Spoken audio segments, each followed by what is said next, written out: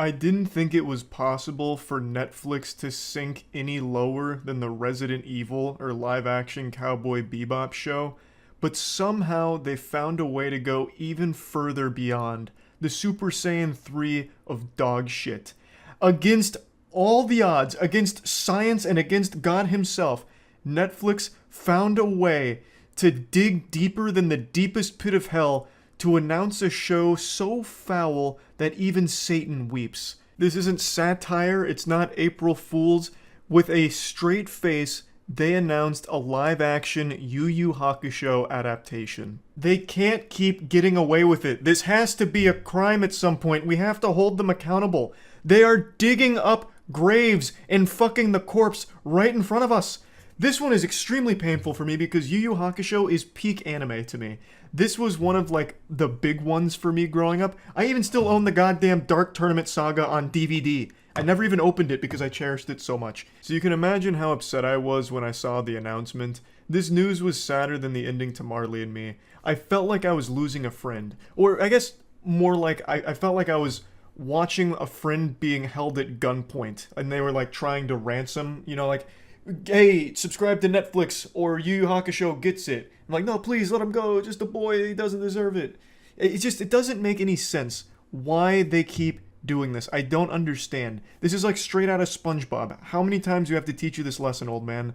All of Netflix adaptations absolutely blow ass. They're all fucking atrocious. It always ends in failure. The live action Cowboy Bebop, absolute catastrophe. Resident Evil, more like Degrassi meets The Walking Dead meets The Dumpster, because it was fucking trash. They also have a live-action One Piece around the corner, which I can't really opine on since it hasn't come out, but I can't imagine it's going to be successful, and now a live-action Yu Yu Hakusho. Why? When they adapt these shows, excluding One Piece since that hasn't come out yet, so I don't know for sure, but like Cowboy Bebop and Resident Evil, they are just not faithful. Like, they take so much creative liberty that they mutilate the property to something unrecognizable, and they do it proudly. They don't even bother trying to get the characters or the story or even basic elements of it to translate to the live action. So why adapt it in the first place? What do you accomplish there? All you do is piss off the built-in fan base, and you lose interest from people that don't know the franchise because the production here isn't good enough to stand on its own two legs. You borrowed a name from a popular franchise and did a shitty job of adapting it, so you lose that fan base, and since it's a shitty adaptation, you lose people that don't even know the franchise in the first place because it's just bad. I also don't understand why they keep putting anime in their crosshairs here. I feel like the Netflix higher-ups just peruse their teenage daughters' Tumblr pages to see what's popular and base their future projects off that. Oh, it looks like anime is really killing it. Let's just go through, like, beloved anime and start ruining it. That should work for us. It just doesn't compute. I can't process the thinking here. Historically, all live-action anime adaptations have been horrible, except for like a few. The one that pops into my head right away is Alita Battle Angel, but that was also a $200 million budget over the course of many years to make that masterpiece, and it absolutely slapped. But I promise you, Netflix isn't committing that big nut-busting budget to the live-action Yu Yu Hakusho. They probably committed like 10 grand in a Walgreens membership. Just looking at the picture here, it just looks like someone did a fun Photoshop project that Netflix slapped their logo on. Now, there's no trailer to like fully judge it on, but just the concept alone is awful. Yu Yu Hakusho, the anime and manga for that matter, ended over 20 years ago. Why are we doing this now? They also teased what the core cast is going to look like in live action, so you have Yusuke, Kurama, Kuwabara, and Hiei, and it's not even to like cosplay level. And again, that's just the problem with going live action with an anime. You can't really translate an anime character to human beings because then it just looks goofy and silly and it just doesn't usually work. And you know what else isn't working? Netflix in general. Netflix is actually just dwindling in popularity. It's been hemorrhaging subscribers, making terrible business decisions, and the stock plummeted recently, but it's been recovering a bit. But I think that's solely because of Stranger Things, but now once people finish that, what do they have left? What do they have to watch on Netflix now? Fucking nothing. Actual dust. The majority of Netflix catalog just isn't good. then the majority of shows that Netflix themselves produce just aren't interesting. They're not fun to watch. You'd have more fun taking the SATs again than watching a Netflix original. They have a couple bangers like Stranger Things, but once you finish Stranger Things, what do you have left? A barren wasteland. Netflix is like the Fallout universe of streaming. Just empty apocalyptic nothingness. And then the occasional glimmer of hope with a show like Stranger Things, with a show like The Punisher, God rest its soul, canceled too early. But like they occasionally have some great shows on there, but it's very few and far between, and I really do think that is contributing heavily to people abandoning it. It's starting to throw it to the side. Of course, a lot of it's just a natural loss of subscribers to the service because so many people signed up during COVID lockdowns. But now that lockdowns are over, those people are just starting to cancel things like Netflix since they're just too busy. But I also think a large contributing factor is just a shit catalog. They don't have classic shows anymore because all of the great shows they used to have got poached by other streaming services, and their originals just aren't strong enough to keep anybody hooked on the service. So people just leave it behind. And I really think Netflix is in a downward trajectory here, and hopefully they figure it out, but this is not a good sign if they just announced live action Yu Yu Hakusho. It demonstrates a clear lack of understanding of the problem. Nobody wants Netflix adaptations of their favorite properties because they ruin it every time. They bastardize it. They parade it through the streets tarred and feathered. By the time Netflix releases the adaptation, what we get is just an insult, a slap in the face. Nobody is asking for Netflix to take properties and adapt them for a Netflix original. And I don't think there's anyone in the world that wants live action anime. I don't think there's ever really been a huge community of anime enthusiasts that are like, can't wait for the live action, this needs the live action right now. Nobody wants it. Nobody. And yet for some reason they keep trying live action anime. And it looks like they're going to continue to do this till the end of time, until they finally run out of money and scratch their head wondering where it all went wrong, dumping all their budget into a live action anime adaptation of fucking Gurren Lagann next. You know, it doesn't make sense. And it's upsetting to see that because Netflix is very near and dear to me. Of course, being the first major streaming service that I ever subscribed to. I even got my wiener touched by a girl one time when I was watching VHS horror movies with her. Whatever that series was called. I think it was just called VHS. Netflix used to have all of the goofiest stuff, but also all the best stuff too. Great memories with the platform. And now it's just a shell of what it used to be. There used to be a time not that long ago where pretty much any show you wanted to watch, Netflix would have it. But now, anytime you search for a show like, say, Courage the Cowardly Dog, you'll search it up and it'll say, we know you want Courage, we don't have that shit, that's somewhere else. And you'd be like, okay, so they don't have Courage. And you're scratching your chin like, alright, well, how about Adventure Time? I mean, that was like the most popular cartoon back in the mid-2000s, surely they have that. Type it up. Oh, you wanted Adventure Time? No, you're on Netflix. We don't have that. Absolutely not. So you throw your hands up. You're desperate. Like, oh, fuck. What do they have? How about Friends? What about Friends? I mean, like, every streaming service in the world has Friends. I imagine it's here. You type it in. Nope. Not here either. It's just baffling how weak the selection is on Netflix. And they also greenlight the most awful ideas ever. Like Cuties. Jesus Christ. Like, they actually put on the worst ideas imaginable and put money behind it as a Netflix original.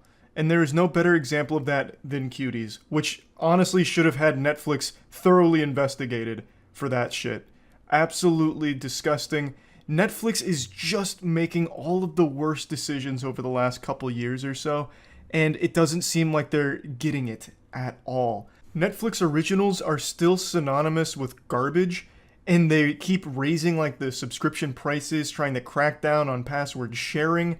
And then they recently sacked their entire animation department. Oh, we're losing money. Probably those fucking animators' fault. For no reason. Like they don't understand. And it's fucking upsetting. And now they're taking a property that I love, Yu Yu Hakusho, and most likely are going to ruin it. If this show ends up being good, I will be beyond surprised. I will be beyond shocked if this show is even somewhat redeemable, even somewhat enjoyable. I would be elated, honestly. But anyway, I just wanted to talk about this, and that's about it. See ya. It's with a heavy heart that I bring you all some sad news about Joe Rogan. I get no pleasure in talking about this, but I think it's important to address. Joe Rogan has done something remarkably silly, if you can believe that. He made a bit of a boo-boo, a mistake, a very public mistake, and one that I am personally involved in. Now, I'll go ahead and be upfront and honest out the gate here, because honesty is the best policy, as my old 4th grade teacher used to say, God rest their soul. I don't really listen to Rogan much anymore. It's been quite some time since I watched or listened to a full Rogan episode, but I do still keep up to a certain degree, and recently he made a bit of a blunder on his show. Now, I'm also very familiar with the memes that have floated around about Rogan for at least a couple years now about him being dead. And after this clip, I'm starting to believe in the conspiracy. Maybe Joe Rogan really did pass away a while back and he's been replaced by an AI chat GPT, because I cannot wrap my head around how he even made this mistake. So what happened is, Joe Rogan was talking about a very sad video he watched of a father-son boxing match where the father beat the shit out of his son and people cheered and it made him sick. Hearing that story, of course, does tug on the heartstrings and would probably make most people a little confused and maybe even angry. But the problem is, what Joe Rogan is describing is not the reality of what he watched. What he was talking about is the Creator Clash, which was a YouTuber boxing event, and the match in particular he's referring to is Matt Watson vs. Dad. Dad is the YouTuber's online handle. So Joe Rogan watched that and believed it was a real father-son boxing match, and where I get involved is I was literally one of the commentators for this match. So you'd have to actually be watching that with the sound off and very close to passing out from overdosing on Xanax to even for 1 second believe what you were witnessing was a real father-son match. I saw a video today of a boxing match between a father and a son. It made me so sad. It made me so sad. Because there's this young kid. He looks like he's probably like 17 or 18, and the father's 42.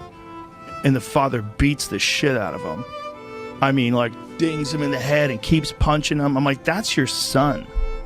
That's your son. What I find extremely entertaining about this situation is he has an entire team around him, and not a single one bothered to correct him until the very end after he had already made a fool of himself. They're probably just like giggling, listening to him tell this story, just waiting for the moment to drive the knife in to let him know, like, no, you actually got that super fucked up. You got that so twisted, that's not what happened. But this isn't even a matter of Joe Rogan not doing research. This goes a step beyond this.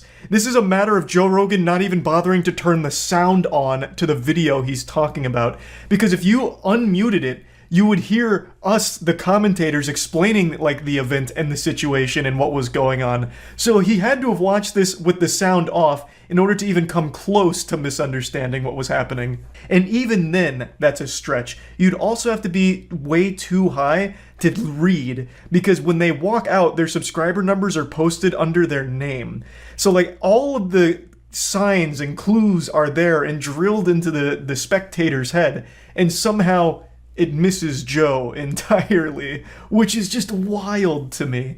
And I love that he's wearing like an astronaut spacesuit during this rant that he goes on here, because it fits the mood beautifully. It's such a wonderful compliment. Now, to be fair to Joe, in his defense, at the end of the clip he mentions that the video title he watched misled him.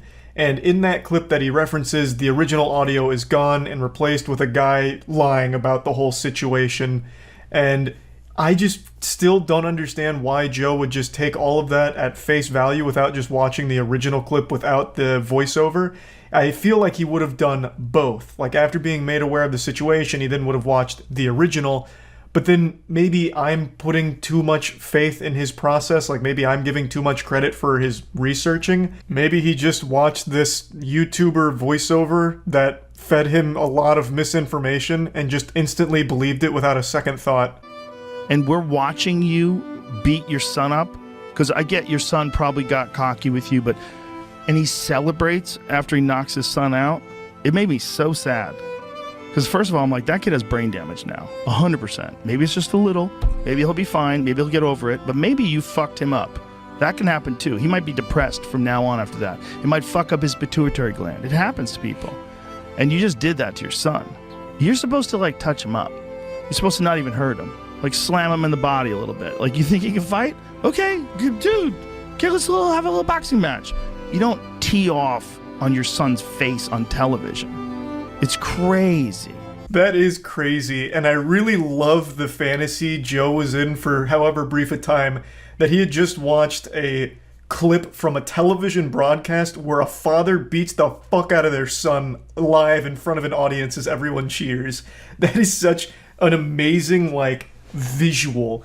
And Joe's like, this is madness. What are we, barbarians? What happened to civilization? We're watching fathers beat their son for sport. What's next? Are we going back to the Coliseum? Blood sports? Watching people die? When will the madness end? What's next in this lunacy? It's just so wild that this actually happened. How old was the kid? Kid looks young. To me, he looks like, he could be 20. He could be 19. He looks young. He's real skinny. And the father's kind of jacked. Not too jacked, but, he's fit. And he could fucking punch. He knows how to box. And the son doesn't look like he has any idea what the fuck he's doing. I don't know what the thing was. Like, someone sent it to me, and they were, like, cheering that this old guy knocked his son out. I was like, you guys are crazy. That you failed. You failed as a man. Yeah, this is it. That's not exactly what was happening. It's not? What is it? They're not father-son. Oh, why does it lie? Because it says father knocks out son in celebrity boxing match. Gotta get somebody to click on this. Oh. This was like a YouTuber thing. This guy's a YouTuber and he's a YouTuber. I'm such a sucker. For some reason, this was oddly cute, where he's like, oh, why would they lie? Reminds me of that scene in Arthur about, would someone really do that? Go online and tell lies?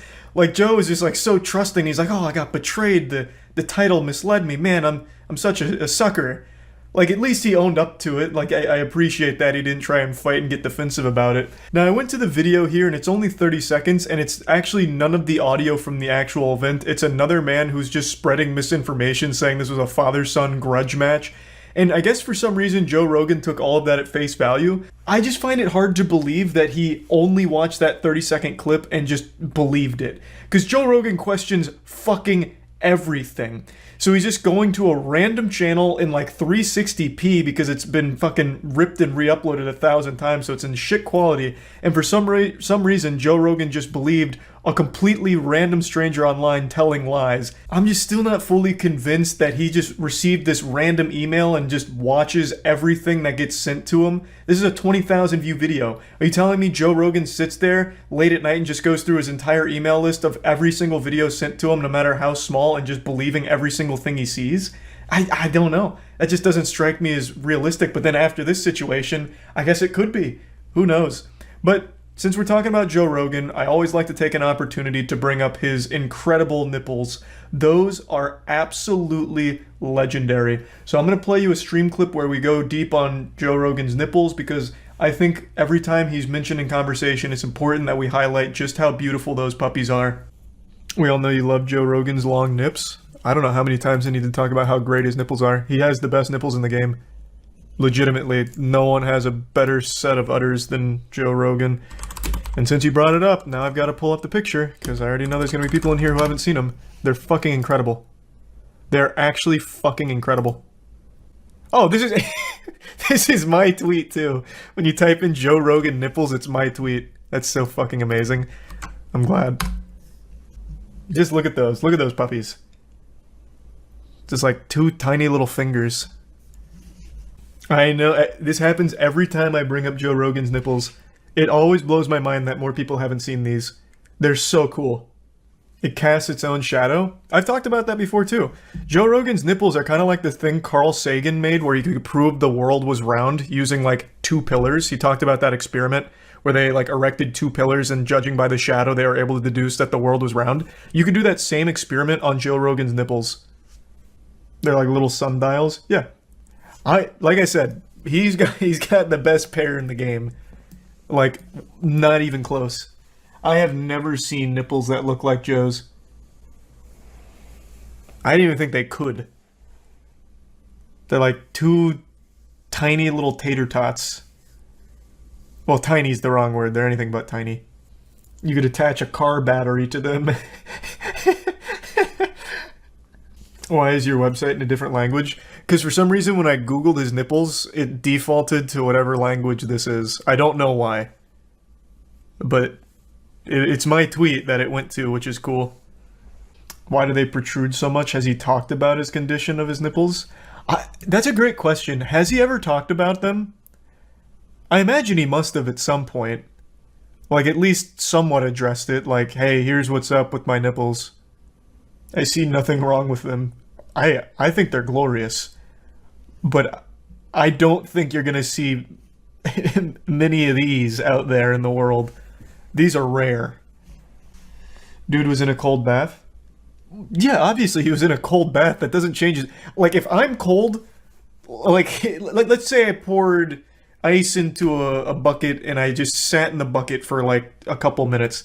My nipples would get hard, but they wouldn't look like that. They don't like wumbo your nips. And it also wouldn't just delete his areolas. I don't know where his areolas went, but they were not there anymore. Alright, fine. Let's talk about Just Stop Oil, the saviors of soup, the mashed potato paladins. I'm sure you're familiar with them by now. Their big claim to fame is the time they threw tomato soup on that Van Gogh painting about a week ago. I'll go ahead and play the clip in case you don't know what I'm talking about.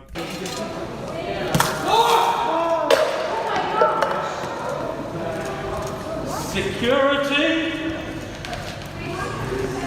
This was their big protest here that lit the fire under everyone's ass and immediately made us stop using oil and save the planet. Now, the painting wasn't injured in this stunt. There was no damage done to the painting or anything like that. And they said they wouldn't have done it if they thought there would be the chance of, ruining the piece. It was behind glass.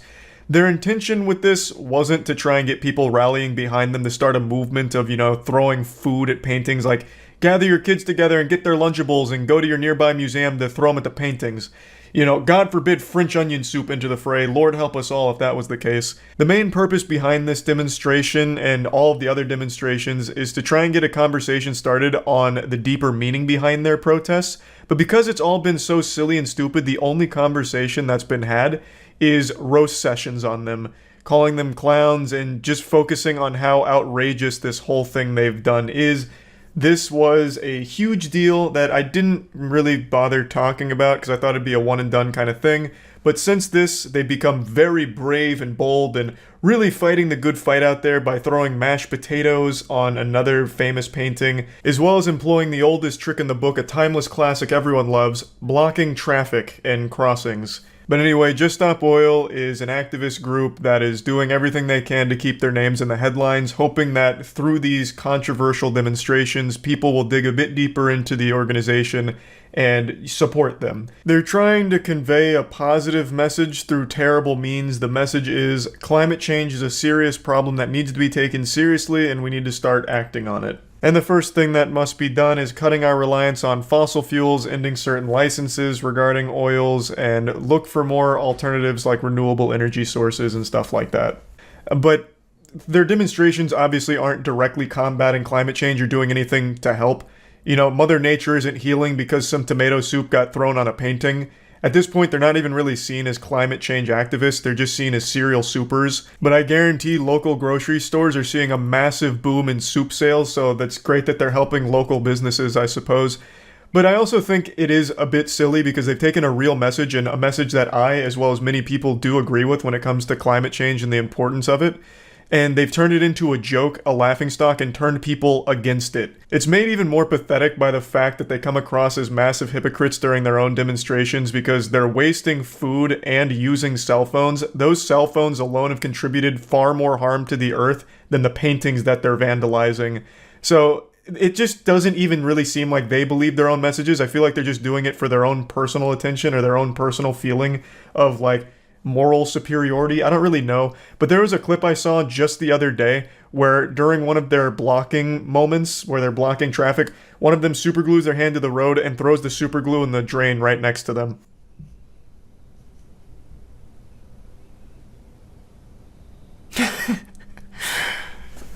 Fighting the good fight. I'm not 100% certain that this was from a Just Stop Oil protest. This could have been Extinction Rebellion or something else, but even still, all of these similar organizations are now using similar tactics, And I feel like it's all started because of Just Stop Oil. But Just Stop Oil is by far the biggest here at the moment, and it's also the one that has some very weird shit going on with it. For instance, it's backed by an oil heiress. An oil heiress named Eileen Getty has donated a lot of money to this group, and that immediately throws into question the legitimacy behind the organization, because it's an oil heiress, right? Like, that immediately raises some red flags. Now, I've done a little bit of research on her. Of course, I'm no expert. I don't know her life or anything like that, but from everything I've read, it seems like she's never directly been in the oil business herself. She's been more focused on philanthropy, but again, I'm not 100% sure.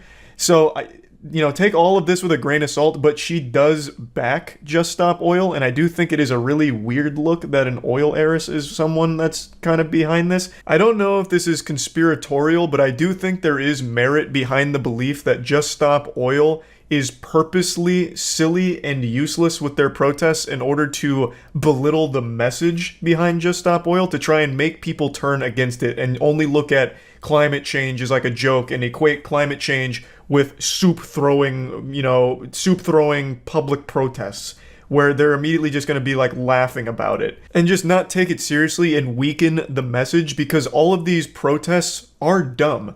They may be throwing tomato soup on paintings, but the entire public is throwing tomatoes at them.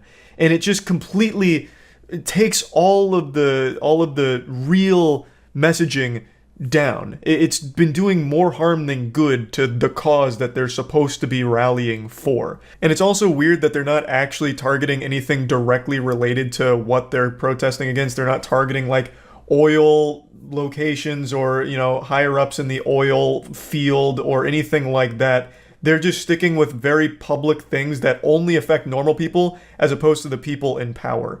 The whole thing does feel very fishy. And I've seen a couple of takes from people that support Just Stop Oil about how, it's ridiculous that we care more about art, this old painting, than we do life on Earth and the environment. And I think that's an argument in bad faith, because no one's comparing this art to life. Nobody's doing that. No one is saying we care more about this art than the planet. That's just not a conversation that's been being had. The people that are talking about the art more than your message is because they're talking about you throwing fucking soup on it and how silly it is. They're not saying that that art is more important to protect than the planet.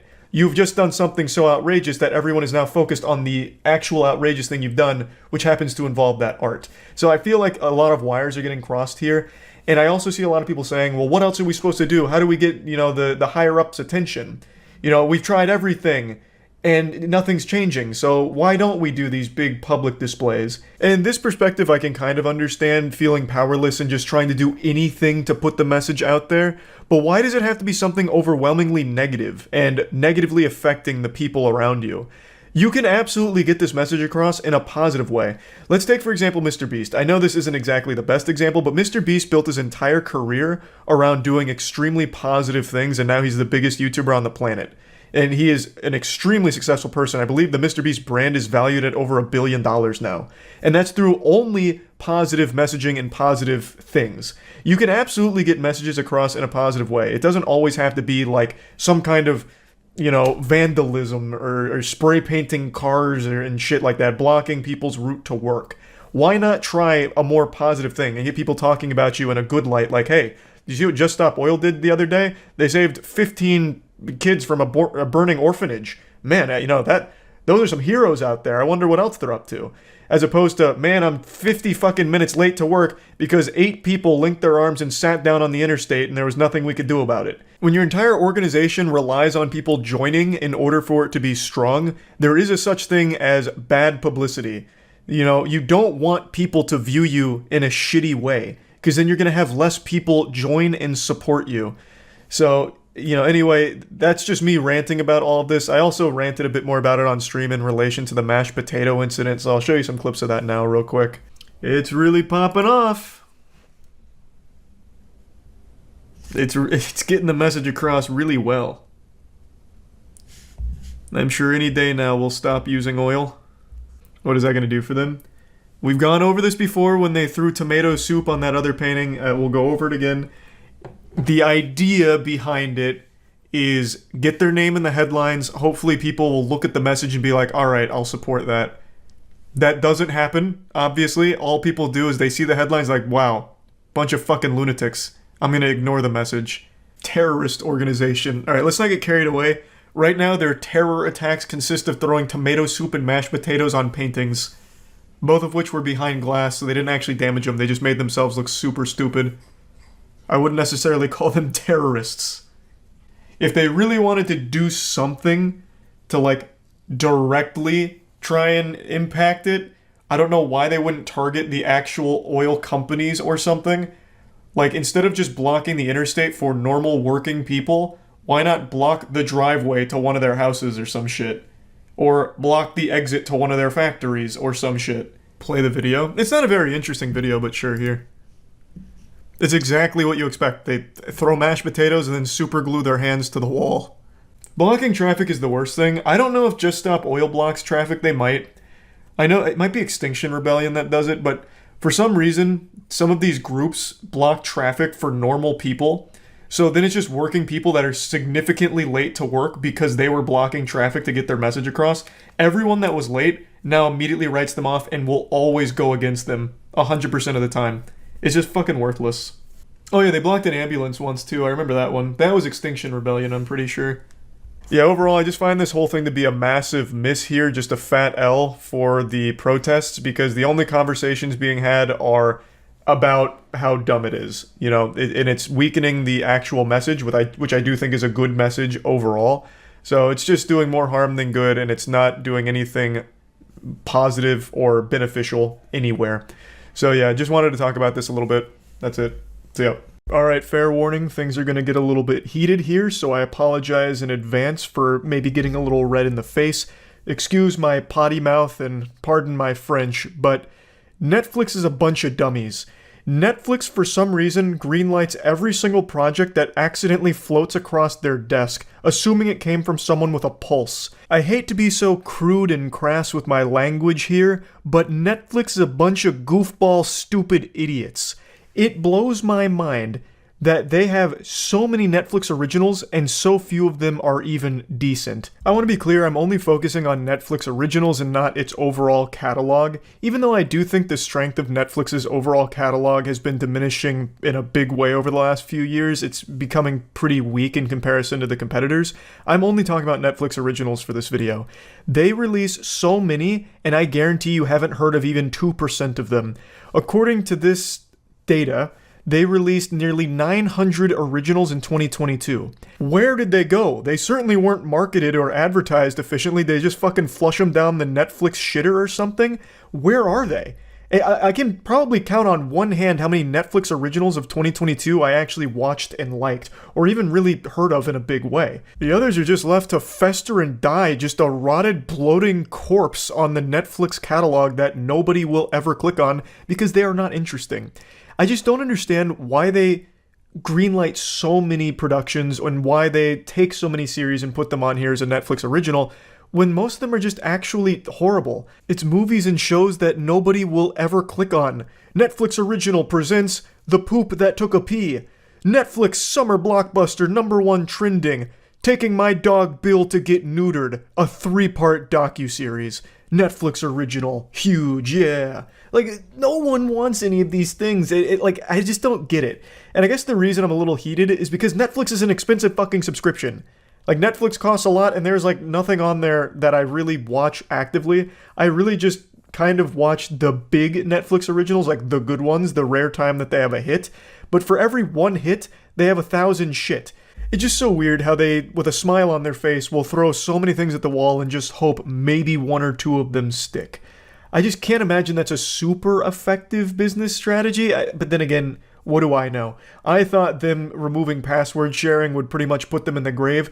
I couldn't have been more wrong. They now have more Netflix subscribers than ever because people were too gluttonous. They needed their fix of Netflix content, so they all immediately signed up after getting kicked off from password sharing crackdown. So clearly I'm not an expert on what's going to make Netflix a ton of money, but I can tell you what will never make them money. A Jake Paul documentary. I think the Jake Paul documentary they have slated to come out pretty soon is the perfect example of how out of touch Netflix is and how willing they are to just say yes to any project ever. Like, no one wants to watch a fucking Jake Paul documentary. This guy has vlogged every second of his life living in his brother's shadow since the time that he was an actual teenager. There is nothing about his life that people either don't know or care about if they don't know. Like, no one gives a fuck, and yet he's got a Netflix documentary coming out. Why? What is the point? Now, to be clear, I know the documentary isn't just about Jake Paul. He is a component of it. But what a wasted component. This is a waste of a Netflix original. Him just whining about being the villain of boxing, or the bad guy of the internet, or the Disney Channel star turned douchebag. Like, who cares? Who fucking cares? The new Jake Paul documentary on Netflix. Another perfect example of how out of touch Netflix is. Yeah, apparently you're doing a Jake Paul documentary called Untold, Jake Paul, the Problem Child. That's so ridiculously dumb. I cannot imagine even his own fans will watch this. I just can't. I really can't. Because it's fucking boring. Who the fuck is going to turn on Netflix and be like, I want to learn about Jake Paul, the guy who vlogged every single second of his entire goddamn life. I need to know more about Jake Paul. Like, have him do, like, if you're going to make a Jake Paul show, have him do something. Fucking send him to an underground fight club arena. The guy is a psychopath. Like, have him do crazy shit. Instead of just tell his life story that everybody already knows. And then call the fucking wambulance about people not liking him. It's just it's so simple. They don't get it. Netflix is so out of touch, it's crazy. Like, who the fuck cares? Have him do something interesting for the show. So what would you make a show out of? If I was tasked to make a Jake Paul show, I'd have this fucking goofball doing stupid odd jobs. I think that'd be interesting. Have him, like, train for Cirque du Soleil and put him in an actual performance and see if he tanks the entire fucking thing. Like, give him something to do to make actual entertainment, as opposed to just have him sit down in front of a camera, like, half fucking lobotomized to tell a dumb story nobody cares about, everybody already knows, where he orders some goddamn French fries whining about why people don't like him and he's the problem child. That's lame. That's fucking lame. Have him work in a high-pressure place that has to be nice, like a waiter. Okay, a bit of a silly idea, but, like, your heart's in the right place. Just have him do anything. Just give him shit to do to make an entertaining show. Fucking give him his own Eric Andre show and watch it be an absolute disaster. Even that would still be somewhat entertaining to see how bad it could get. Like actually just give him shit to do. It's the exact same thing I said about the quarterback show, where they just sit quarterbacks down to interview them, I guess. That's boring. No one's going to turn on Netflix to learn about fucking Jake Paul's life that they already know. Dirt cheap to produce. Yeah, but you're going to get nothing out of it, and it's not going to be that cheap. You think Jake Paul did this for cheap? One of the greediest men on the planet? You think he did this Netflix deal for cheap? Hell no. Why do people care so much? Nobody cares. This is going to be a massive fucking flop. Nobody cares. That's the point. That's the point I'm making. Netflix is so lost. It just produces trash. And then occasionally gets lucky with, like, one good thing that comes out. Do you think they'll make something with other creators? They already have multiple times, and they all flop. Miranda Sings has a show on here. I don't know when Netflix is going to learn its lesson. I don't know. I don't know what it takes to get the message through. Paying oodles of clams every month for a Netflix subscription, and this is the kind of shit they deliver to the table? This is what they cooked up in the kitchen? Bring the chef out here. I want to have a few words here. Where's the Netflix chef? Because this is revolting. I'm sending it back to the kitchen. Just fucking why? I just don't understand. And Jake Paul is not the only YouTuber they have done this with or done similar things with. I just don't get it. Again, I don't think this is something even his fans care to see. I just don't even know who the audience is even supposed to be for this. Like, what's the target demographic? Brain rot zombies that just doom scroll Netflix forever watching everything that pops up? Because I feel like that's the only people who will actually even bother having this on for a split second. Jake Paul is not an interesting person to make a series out of about his untold story. And his brother became a superstar, and he rode his coattails, and then he himself became a superstar. End of story. Like, sure, there's probably some nuance throughout there, and I'm sure he's gone through some difficult times in his life. Everybody has. but that doesn't mean that it makes for an interesting show that people are going to want to sit down and fucking watch. Like I said, if you wanted to make something with Jake Paul, that's totally fine. But just have him do something that'll make it entertaining other than just telling his story. Have him fucking ramp the Batmobile off of a turbo Omega ramp over 12 flaming school buses, and then when he lands on the other side, have him do a no-holds-barred 2-minute keg stand till he pisses himself. Like, I don't know. Just have him do anything. There's just no reason he should even be a part of, like, the untold story of Jake Paul. Jake Paul, untold. Again, I know it's not all about him, but, like, why even have him in it? It doesn't make any sense. It's just, it really feels like some kind of desperation from either Netflix or whoever was producing the Untold series itself to try and get some kind of cheesy, cheap clicks on the production. Like, Jake Paul's name would be enough of an attention grabber to have people come in. But I just don't think that's the case for this, because no one gives a fuck about the Jake Paul story about, you know, his transition into being a boxer and being labeled a bad boxer and being labeled a villain and all of that. It's just not interesting. So yeah, I just wanted to talk about this because Netflix just has so much garbage on it. And I really think this is a great example for just they greenlight anything, actually anything, which I don't think they should do. I would rather them just not have 891 originals come out in a year and instead maybe have less than half of that, but all of the originals are good. I think that'd be so much better. But anyway, that's about it. So yeah. Another day, another out-of-touch dog shit metaverse presentation, desperately trying to get anyone, anywhere, even somewhat excited about the metaverse. I swear to God, there was more hype around getting the bubonic plague than there has been for the metaverse. People get more excited getting fired from their job than anything involving the metaverse.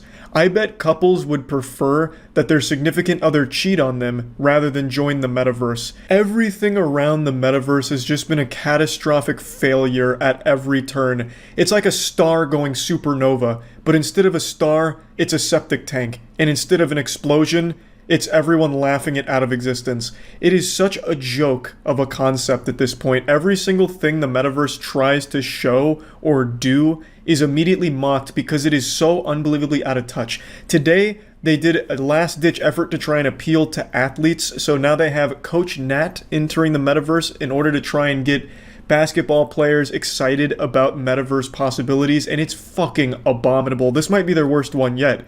I would rather watch my car get stolen in front of me than watch more of these metaverse presentations. It is baffling.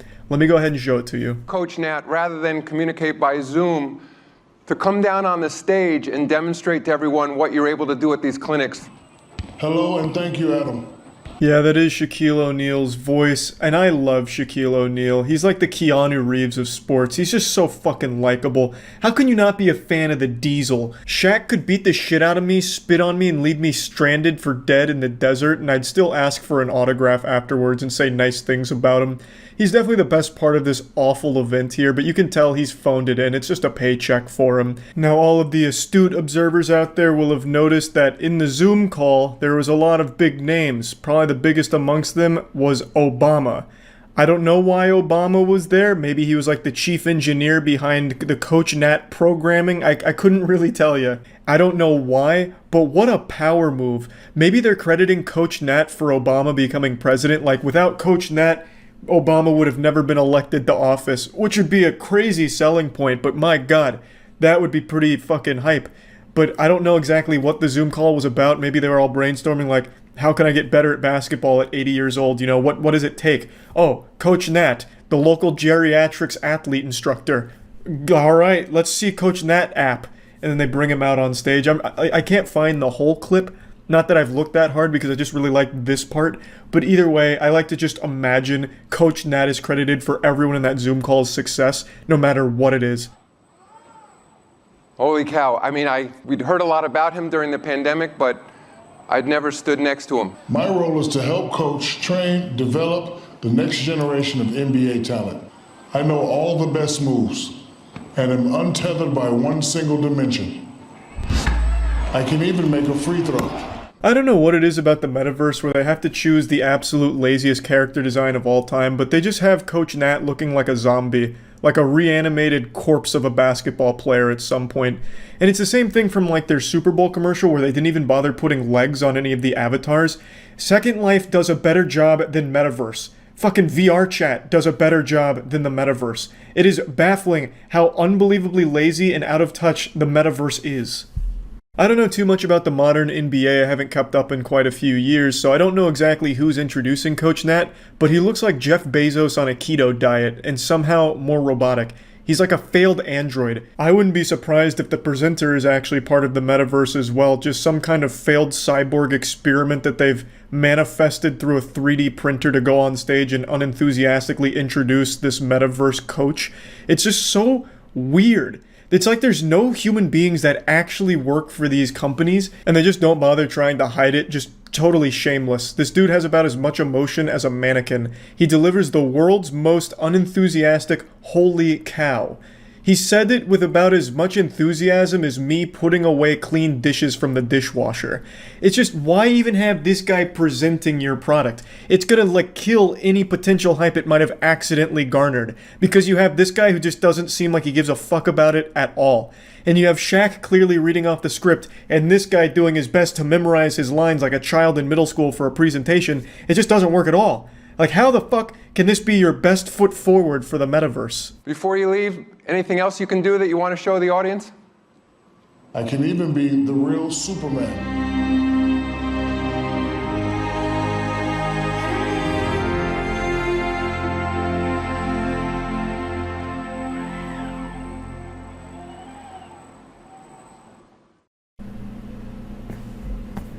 Yeah, oh my god, he was flying! Oh fuck, oh my god!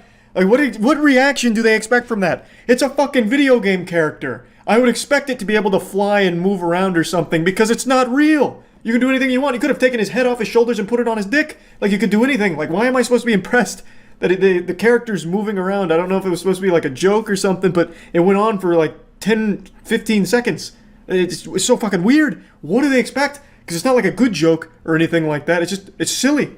It makes no sense at all. It's a fucking video game character. The whole idea of Coach Nat doesn't make sense to me either from a conceptual standpoint. It's supposed to be like a virtual coach through the metaverse to make you a better basketball player. If you are relying on a goddamn app to make you good at basketball, you've already failed. You're not going to make it as an NBA player or even a moderately decent high school basketball player.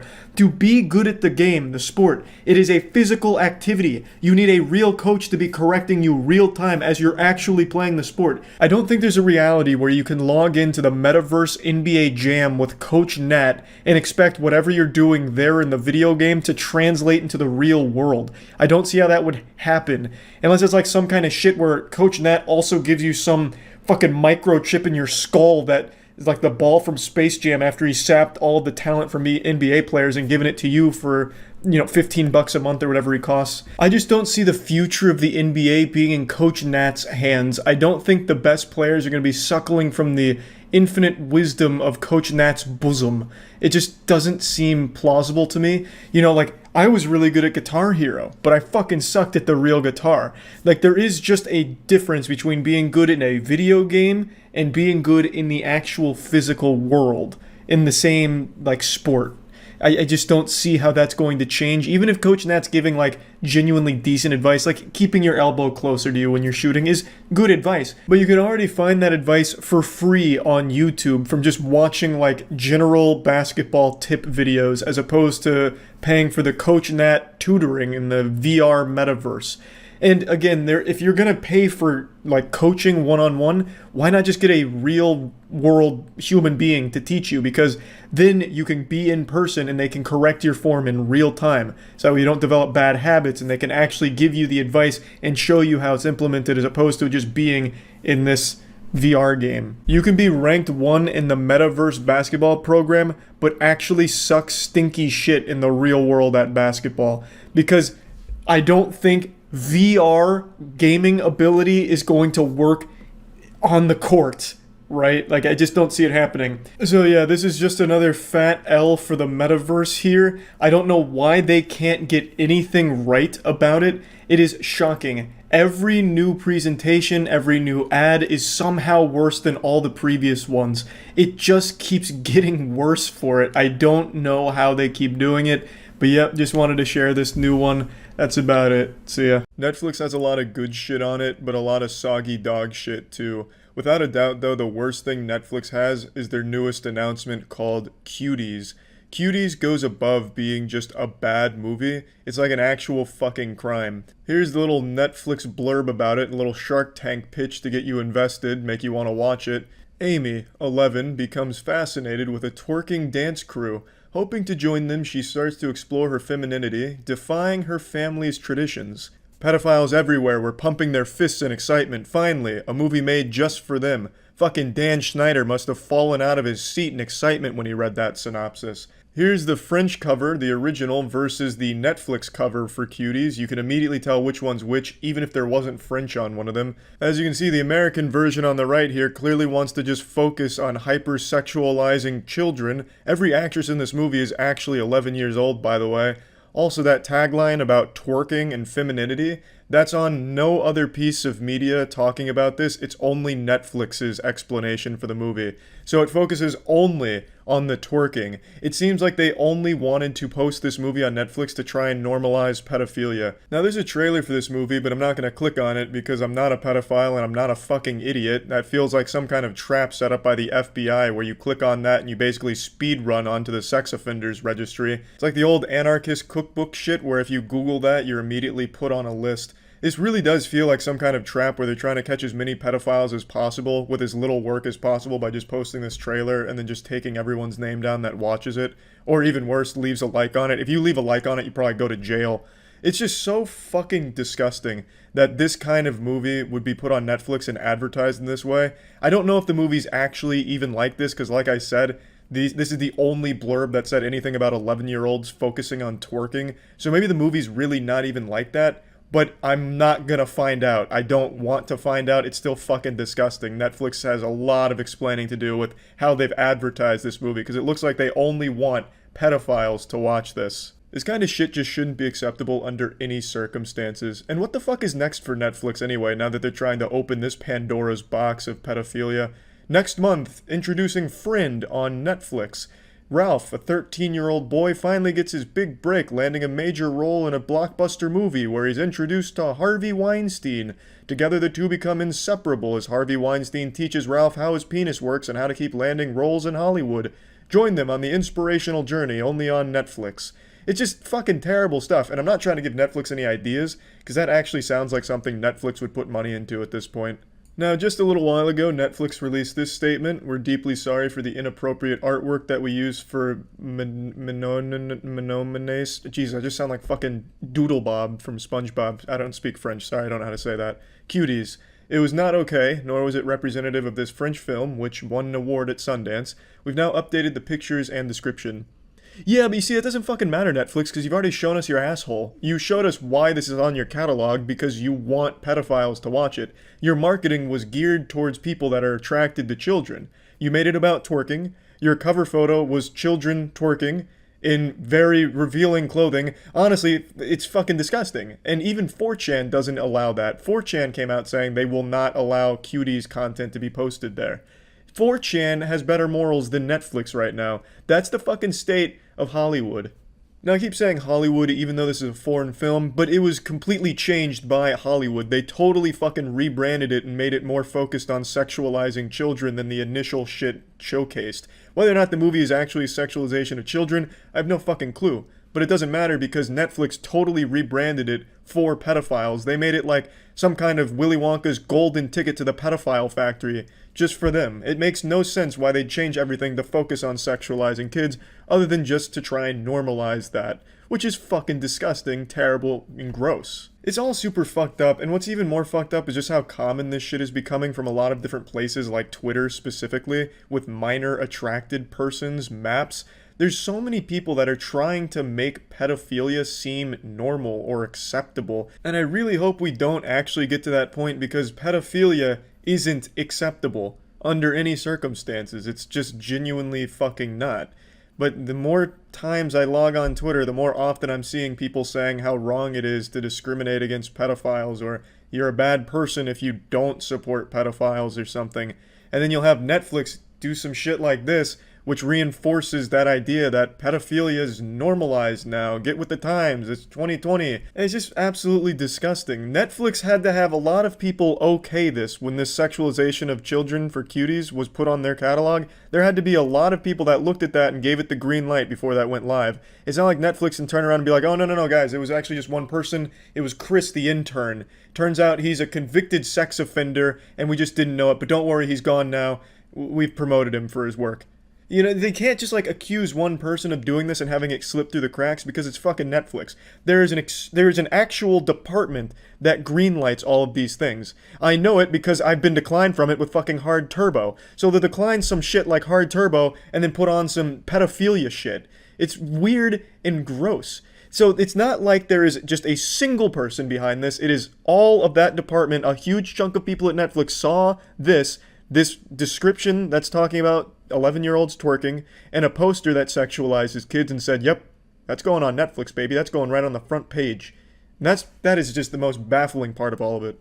It's just a terrible, terrible, terrible situation. And yeah, that's about it. See ya. When you think of hero, you probably don't think of the same thing I think of. Because I think of a movie and game reviewer when I think of a fucking hero. Because that is one of the bravest things you can do on the internet, is giving your opinion of a movie or game and review it. Like, that is a recipe for disaster, because no matter what you do, you lose. If you give a review that's less than perfect, the people that love that product are going to fuck you in the ass. They're going to spread your asshole real wide. If you say you like something that other people didn't like, your asshole's getting blasted again by that crowd. Because people are professional fans of products and full-time warriors going to battle for the things that they liked or things they didn't like, attacking people that liked things that they didn't. So no matter what you do, your asshole's getting dilated. That being said, I am constantly blown away by some of the dog shit movie and game reviews that I see pop up. Now again, I understand that movie and game reviewers get more shit than a gas station toilet, but god damn it, sometimes these reviews just hurt to read and are just genuinely insulting to people that are literate. It's absolute trash. Today, Kotaku, one of the biggest culprits of the worst journalism on the internet, released yet another hugely dogshit diarrhea diaper of an article, this one about the PlayStation 5. Now, the whole review itself isn't the worst thing I've ever read in my life, but there's one part in particular of the review that is the worst thing I've ever read in my life. It makes my immortal fan fiction look incredible in comparison. It's just, I'll show you. So in the middle of their PlayStation 5 review, the reviewer goes on to say, but I'd be remiss to ignore all the reasons not to be excited for the PlayStation 5. The world is still reeling under the weight of the COVID-19 pandemic. There are more Americans out of work right now than at any point in the country's history, with no relief in sight. Our healthcare system is an inherently evil institution that forces people to ration life-saving medication like insulin and choose suicide over suffering with untreated mental illness. What the fuck does any of this have to do with anything regarding the PlayStation 5? Were they expecting readers just to get to this point and be like, wow, you know, I was really excited for the PlayStation 5 until this asshole reminded me there's bad things in the world. Now I don't want a PlayStation 5. They continue. As I'm writing this, it looks very likely that Joe Biden will be our next president, but it's clear that the worst people aren't going away just because a new old white man is sitting behind the resolute desk. Well, at least not this old white man. Our government is fundamentally broken in a way that necessitates radical change rather than incremental electoralism. Right, this is all the stuff I wanted to be reading about when it came to getting information about how the PlayStation 5 is. This is exactly what I was hoping for, so great work here, Kotaku. The harsh truth is that, for the reasons listed above and more, a lot of people simply won't be able to buy a PlayStation 5, regardless of supply, or, if they can, concerns over increasing austerity in the United States and growing threat of widespread political violence supersede any enthusiasm about a console's SSD or how ray tracing makes reflections more realistic. That's not to say you can't be excited for those things. I certainly am, on some level. But there's an irrefutable level of privilege attached to the ability to simply tune out the world as it burns around you.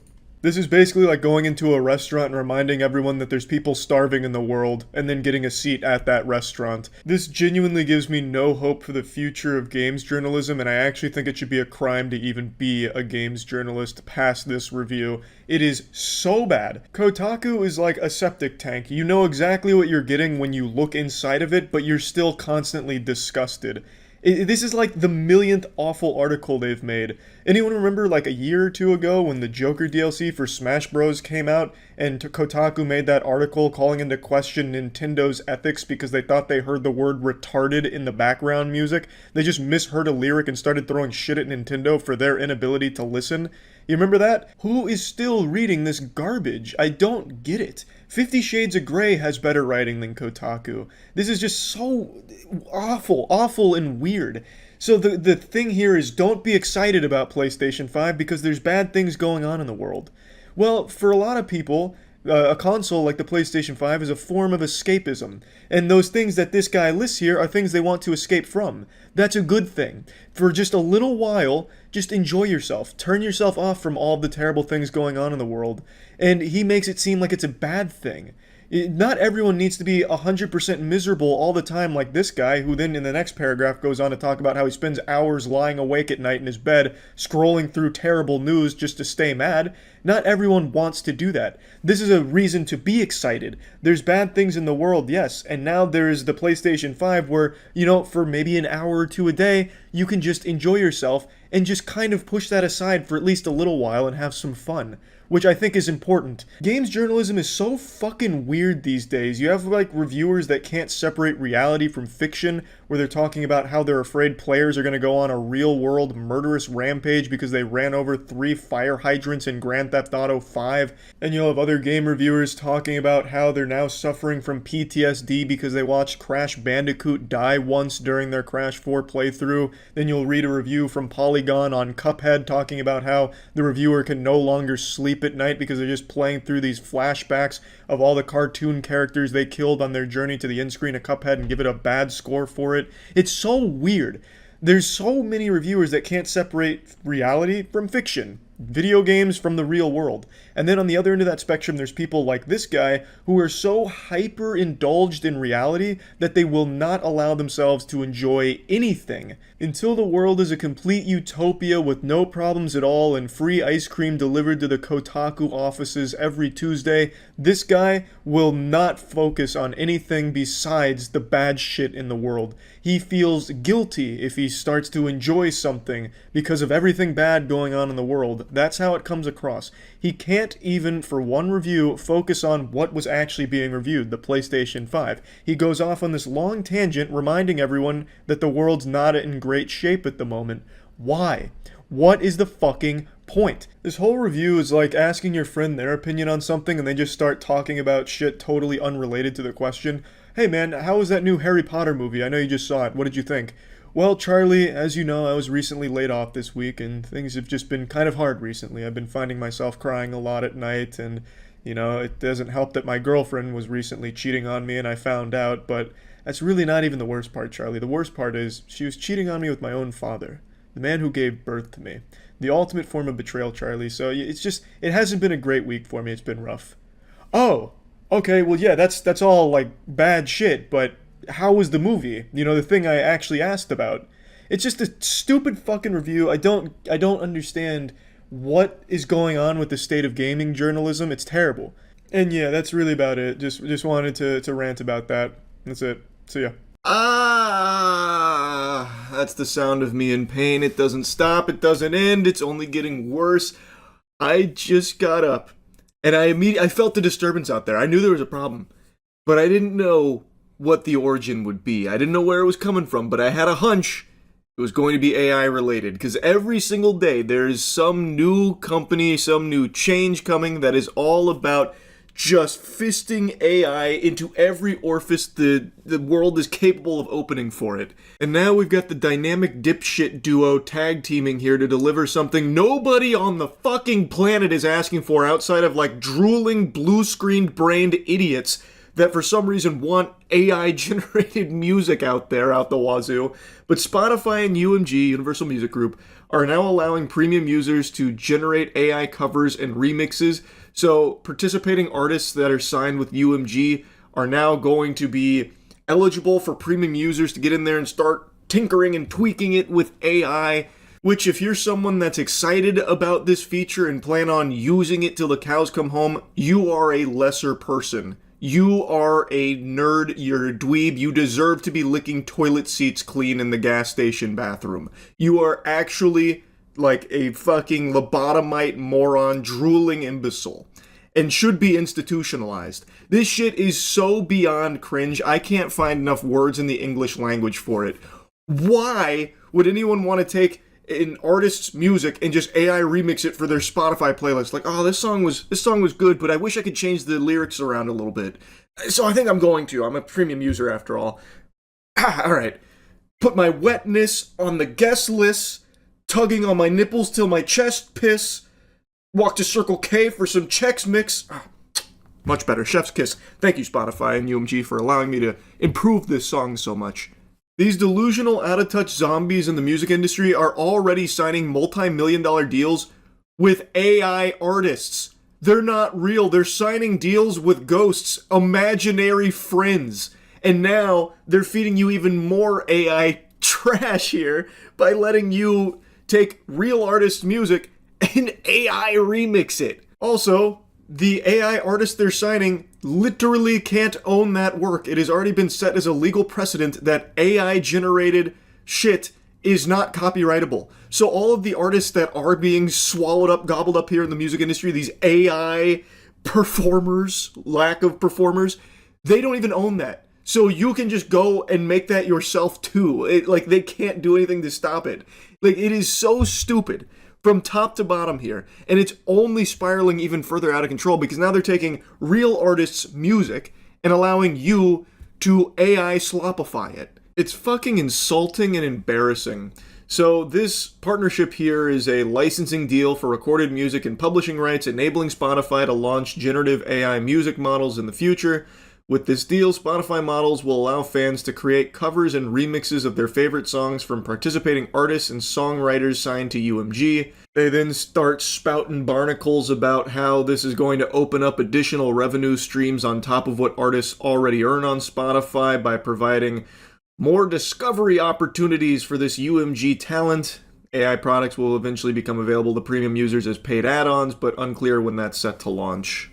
They try to put some makeup on it here, give it a positive spin, like, oh, it's going to open up all this additional revenue streams because all of these users are going to want to do all kinds of AI remixes. Maybe it even becomes a cool TikTok trend to AI remix the new thing, and you'll get more money for it.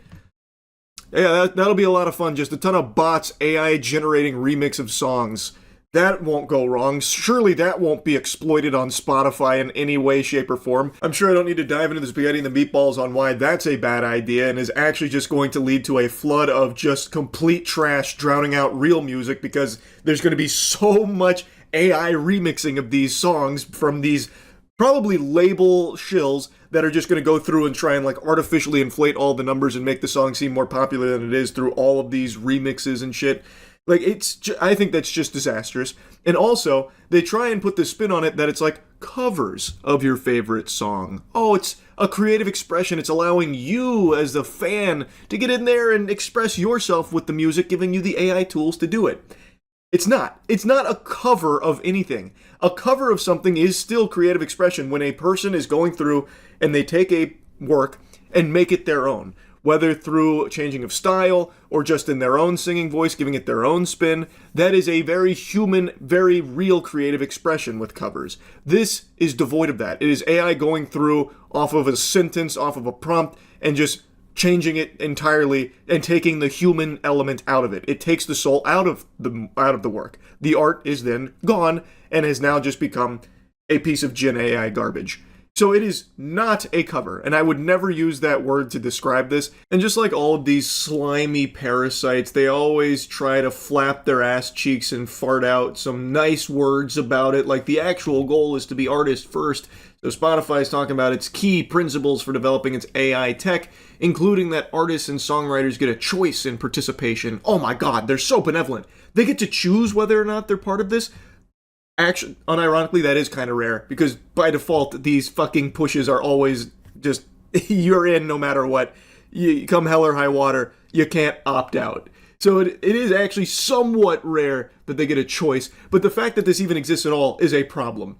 We recognize there's a wide range of views on use of generative music tools within the artistic community. There's not a wide range of views. There's sane people and there's fucking goofballs. The vast majority of normal people do not want to just be endlessly fed AI garbage. Just look at all the pushback anytime there's an announcement from the music industry about like an AI artist that's entering the scene that they're trying to like hype up. They get laughed at. Spitballs are shot at them. They don't like generative AI music tools in general. So it's not like there's some big debate on it. The actual listeners don't really want it. The only people that do are these kind of vampires at the top of the food chain where it saves them so much money by using AI and integrating AI into their industry. That's where the range of views come from. It's normal people versus extraordinarily wealthy and extraordinarily out-of-touch music industry executives. That's it. It's not really like an even split or anything. Therefore, artists and rights holders will choose if and how to participate to ensure the use of AI tools aligns with the values of the people behind the music. Yeah, but I doubt it actually. I bet as an artist signed to UMG, you probably have very little flexibility and very little autonomy to do what you want. I already know about a lot of like the horror stories around like these major music labels, especially like UMG. I remember hearing like very specific things about. So I would imagine with this new partnership, there is probably going to be stuff baked into the contracts and future talents as well as maybe even current talent about how UMG is the sole decision maker when it comes to opting into a program like this, where generative AI can be used to just completely fucking run wild on the music the artist makes. And I imagine it will probably be a UMG decision, not an individual talent decision. But that's just a hunch. I don't know that for sure. I just know a lot about how the music industry operates, and it is not artist first. I'll tell you that much. And these generative AI tools that Spotify is trying to like make look real pretty and really palatable, they're also not artist first either. By their very nature, they're not. And then goes on to talk about how big remixing has become and that there's other startups doing something similar about using licensed pre-existing songs and then instead of generating brand new ones and just remixing through that.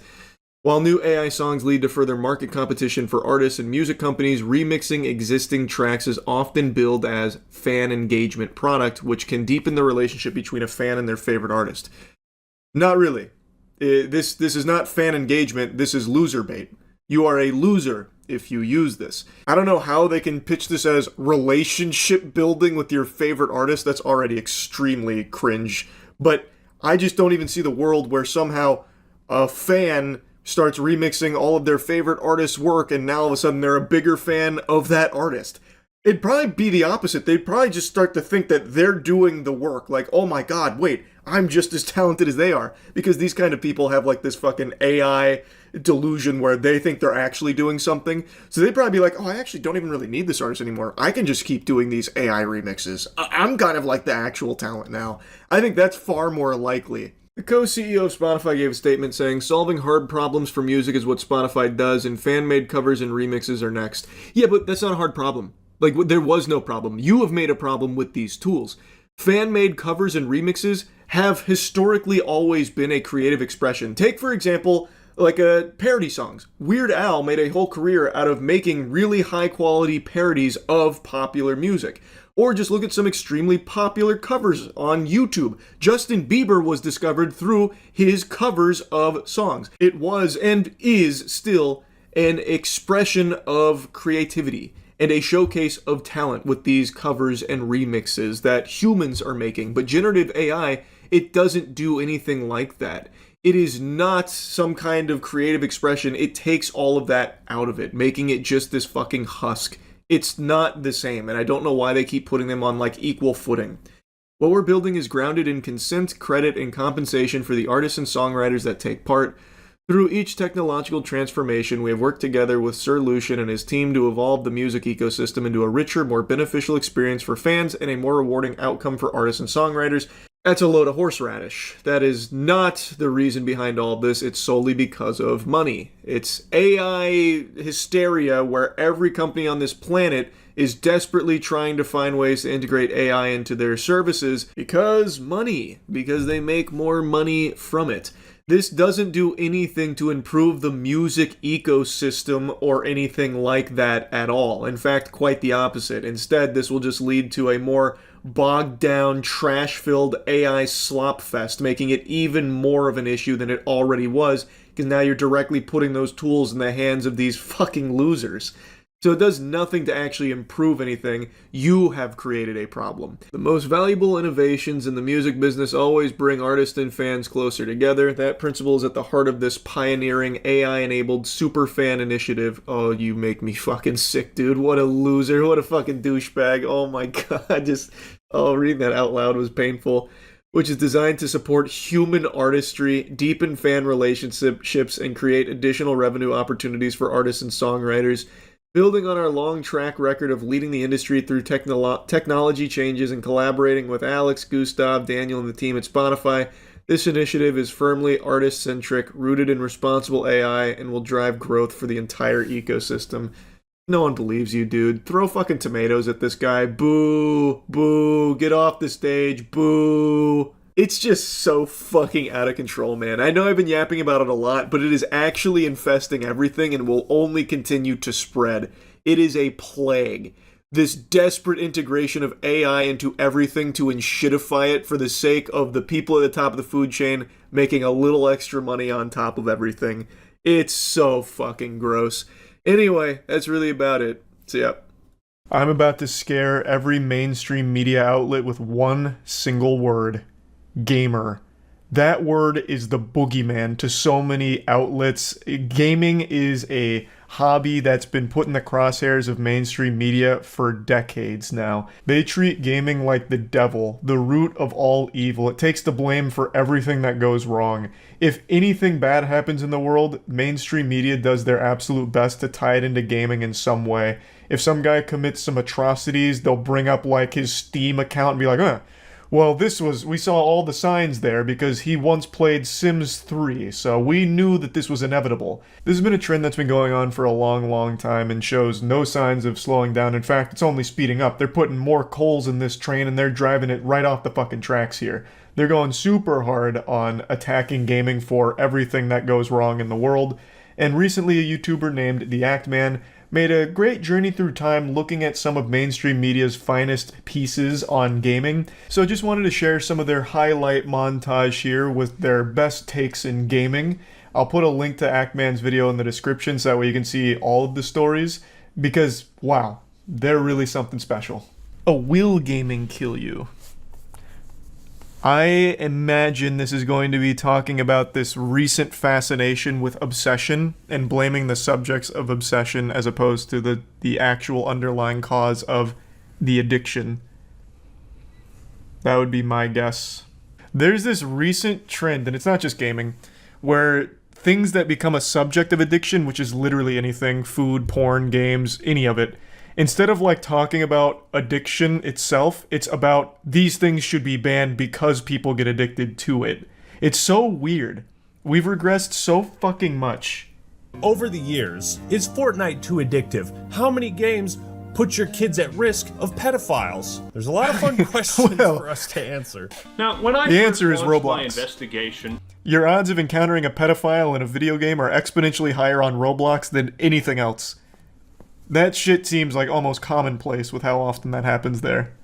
Across the country, and kids have no say as to what some of these characters say to them. For example, this character could be the man in California police are warning about tonight that asked for images from Missouri children. What the fuck? Wait, whoa, Tortimer, you bastard. I thought it was weird in Animal Crossing he kept asking for pictures of my nutsack. God damn it! Did we finally catch him? Is he behind bars? In a supermax cell? Son of a bitch! He infiltrated the cyberspace. Could be. It could be or it could be the fucking goose on the left.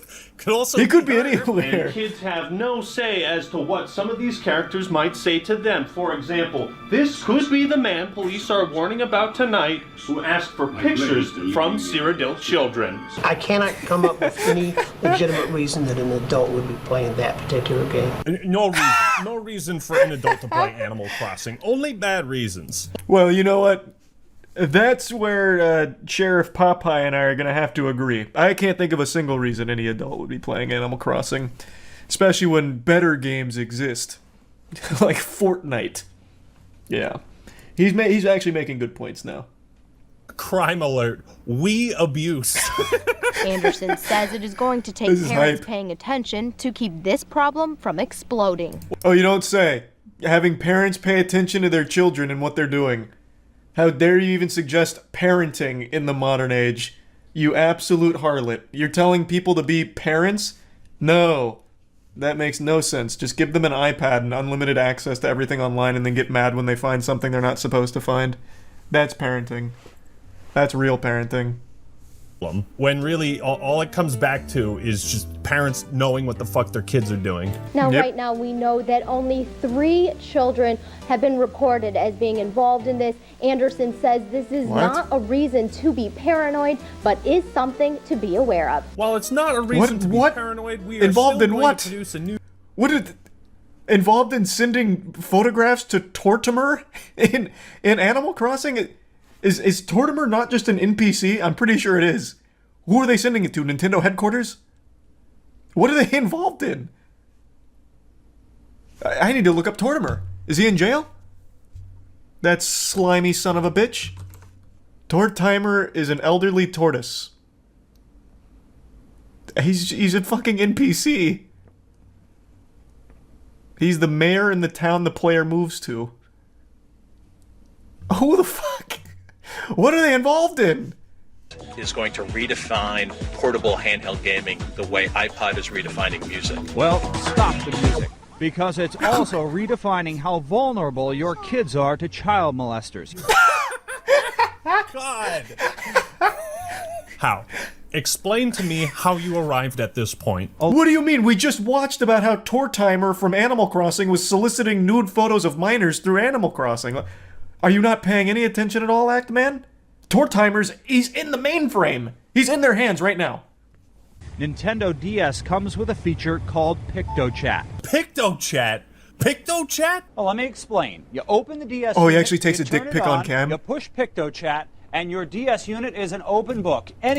Oh my goodness. Then there's no safeguards in place in order to stop you from sending a nude photo of yourself. And he just pulls down his pants and actually goatsies. And look what I've done with PictoChat. Now I will fall victim to a bad actor on the DS. Here's an example of what can happen. With Melanie and Marissa upstairs in the bedroom, I was downstairs sending them messages. PictoChat. Oh, I don't know shit about it. PictoChat only works within 100 feet. You just gave me a crazy idea for a horror movie that I don't know if it exists or not. Imagine you and your family, you're out, in the middle of nowhere. This cabin in the woods, it's an escape retreat. Very cliche, very tropey. But your kid's got the PictoChat. And he's you're sending dick pics, or you're sending the drawn penises to your siblings, you're giggling about it, and then all of a sudden, a new PictoChat player pops up within 100 feet. He's in the radius. He's in the house. And then it's a game of cat and mouse. They have to use PictoChat to track down the pedophile, the killer. That'd be hype. That'd be a movie. What's your dog's name? What's your name? Where do you go to school? Where do you live? Fucking creep. Where do you live? What are you buying? Where do you live? In this house that I'm messaging you in? Marissa's mom was watching as Melanie and Marissa answered my questions, and she didn't like what she saw. Melanie reading the address. Well, that's true. Wait, it's the news anchor downstairs. Your kids know he's there. There's cameras in their face. What do you mean you don't like what they saw? He's fucking on your staircase right now. What are you talking about? This is weird. The news anchor's wondering where I live, but he's literally sitting on my staircase. I mean, maybe he has some kind of memory issue. Okay, I'll send it. Granted, the girls knew it was me sending the messages, but they'd only met me minutes before. And I could have been a child molester. And remember Marissa chatting with her friend in the other car? That means a molester driving along could see your child in the back seat and start sending messages while you're in the front seat, totally oblivious to what's happening. Holy shit! Who the fuck is driving and like trying to join PictoChat lobbies? The logistics of that alone make my head spin. Well, a Colorado family. That's amazing. What the fuck? Imagine a drive-by pedophile. He's got like 6 PictoChats open for maximum potential to infiltrate nearby car PictoChats. Holy shit. A DS with porn on it. So not only did this kid experience some traumatic shit, but he probably hates Santa now. His father first called GameStop where he that fucking pervert old St. Nicholas, damn you. Damn you. And they weren't caught. Is full of some real life dangers. He said, "Excuse me, Hellslayer, can I speak to you for a moment?" That does sound dangerous. Don't answer him. God, Don't answer him. Like 9-year-old kid. He's gonna have you train rune crafting. His name is Hellslayer. In just minutes, Timmy's password was hacked, stolen. His account with all these points and belongings empty. What is that? What up there is for 12 mil? I can't even read the item. Yeah, he fell for the old Jagex blocks your password. That's a really old scam. That one actually got a few people I knew. Is it Bando's chest plate? It might be. You might be right. Yeah, that scam was you'd go into like, I don't know, any bank really. It was pretty big in Sears Village. You go into Sears Village, you spam Jagex blocks your password when you type it, watch this, and then you just hit like 8 stars, and dumb fucking milk drinking kids would be like, oh, that's interesting. They type their password and it doesn't block it, and they're like, ah. That's what Hellslayer fell victim to for sure. So you can see right here, I'm getting ready to serve. Where do the pedophiles infiltrate the tennis court? Oh, geez. Oh, And Christ. there goes the tennis racket. Oh my god. Seeing all my buddies playing Pokemon and like my mom is the only one that's like, nope, you can't. It's dangerous. Violent. Because the message is violence. Oh, this isn't actually Satanic Panic? That was, I don't know if he's going to cover that one. Satanic Panic for Pokemon was such a big one. Actually still kind of exists to this day. There is a big Facebook group about like how Pokemon is actually like devil worship because they're using energy. And energy is a force that's only meant for God to control. So like that was big back in the day. Fights, and the constant trading is not only distracting kids from classwork, but turning the playground into a black market. Hey, Timmy. What do you mean a black market? It's just trading. Give you Blastoise for your lunch money. I feel like... Is it a movement? Is it a craze? Is it a state of being? It's a craze for little kids to enjoy themselves with. Adults are not going to get into this a lot. I think through the holidays... Whoa! Wow, that's... Ooh, you didn't really have the future sight prowess on that one. It is largely adults at the moment. Well, you're a little off the mark on that prediction, but everything else was right. PSPs are good, clean fun, right? Yeah. So why are they also known by the name PlayStation Pornable? Oh, that's kind of hype. Actually, I do remember that. I do actually remember. There was a time where porn was kind of big on the PSP. Because it was one of the few times where you could just have like actual internet access on your like handheld device, so you could actually just watch porn. I do remember that. We don't want to spoil. It means you might not take iron crosses all over a website as a warning sign that you should immediately leave. And if you don't leave, you might start reading and buying into hateful ideas there. The greatest danger of all may be a child predator posing as another gamer. Oh boy. One of these, man, it's all. That's always so scary. Like you never know who you're gonna run into around Varrock. That's something I often think about when I'm grinding Slayer and I have to go back to the Grand Exchange. I'm like, Jesus Christ, any one of these guys could be a pedophile. And that's the stress of being a gamer, honestly. Don't let anyone tell you gamers have it easy. So that's the first thing. The damage is this. We know that all the research shows that violence has a desensitizing effect. Well, sexuality does too. No, it doesn't. These objects of desire as these, hot bodies. I mean, they don't show women as being valued for anything other than their sexuality. And it's a man in this game deciding how many women he wants to be with. First of all, you can play as a man or a woman in the game. Cooper, have you ever played Mass Effect? No. That's it. That's all. Jeff Keighley is a fucking saint. I love Jeff Keighley. God, that's just so hard. I love that. So everything you're talking about, you've played and experienced it? Absolutely not, Jeff. Ah. Okay then. It's just like modeling your life, and I think that's a much more powerful form of media. Darlin, I gotta go with the research. And the research says, there's a new study out of University of Maryland right now that says that boys that play video games cannot tell the difference between what they're seeing in a video game and the real world. Whoa, what a claim! Who did they take the research from? Who was their test subjects? They can't tell the difference between a video game and real life, huh? Also, love the condescending tone calling him darling. What an insufferable little asshole. Let's see, the University of Maryland. Well, University of Maryland. The potential for video games to improve mental health. Is that what you were quoting? University of Maryland. Video gaming may be associated with better cognitive function. Which one of these were you quoting here? Do you expect these people to actually read? No, not really. But isn't she like a psychologist? Isn't that why they brought her on? And I'm assuming she was trying to quote a real study, or I guess she truly just made it up from absolutely fucking nothing. Because I am finding nothing on that particular topic. But maybe I'm just not using the correct terms here to find it. Though even still, that seems like such a crazy study conclusion. People can't tell the difference between a video game and the real world.